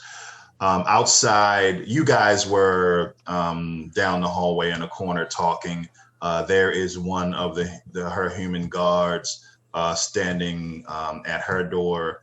Your room is right next to hers. It apparently has just a couple of bedrolls on the floor. And it's a small room with one window. I walk down and I lean up on the wall opposite of this guy, and I say, "Well, you guard her, I guard you." Okay, I go immediately to the I cherry pick the cot with some kind of, you know what I mean, disdain or whatever that I lay down, but I'm reassured that I smile to myself as my head hits the hay. Okay. And that Sarah, she's a feisty one, and she does come to the wisdom of Abernathy, even though she has to take her own path to get there, but she comes around. But it's been a rough day of sorts for me, so Okay. I'm passing out. I know I've got both of them guard me while I sleep. So I sleep pretty peacefully. Awesome. So yeah, we can wrap it up there, guys. Sweet. Fantastic. Fantastic. That was great. Okay. Yeah. I hope they Very don't good. snore. I've never slept in the same room with them. And the monk really doesn't sleep. He just kind of meditates. Eyes half he's open, right? He's gonna sleep. He's been beat up pretty good, so he's gonna sleep. And I'm gonna stand out in the hall guarding the guard. Oh boy. Okay. Take shifts on him. Yeah. Yeah, y'all can. Yeah. Well, thanks, guys. I appreciate you joining me for such a such a late / early start. I don't know how late you guys normally go, but I appreciate the time. Yeah, it was awesome, man. It was Yeah, that was fantastic. great. Thanks very That's much. great. Yep. Very good. Thank you. Thank Yeah. you. Thank you. Cool. Love it. As usual. Love the group. You guys are always great. And peace, man. It's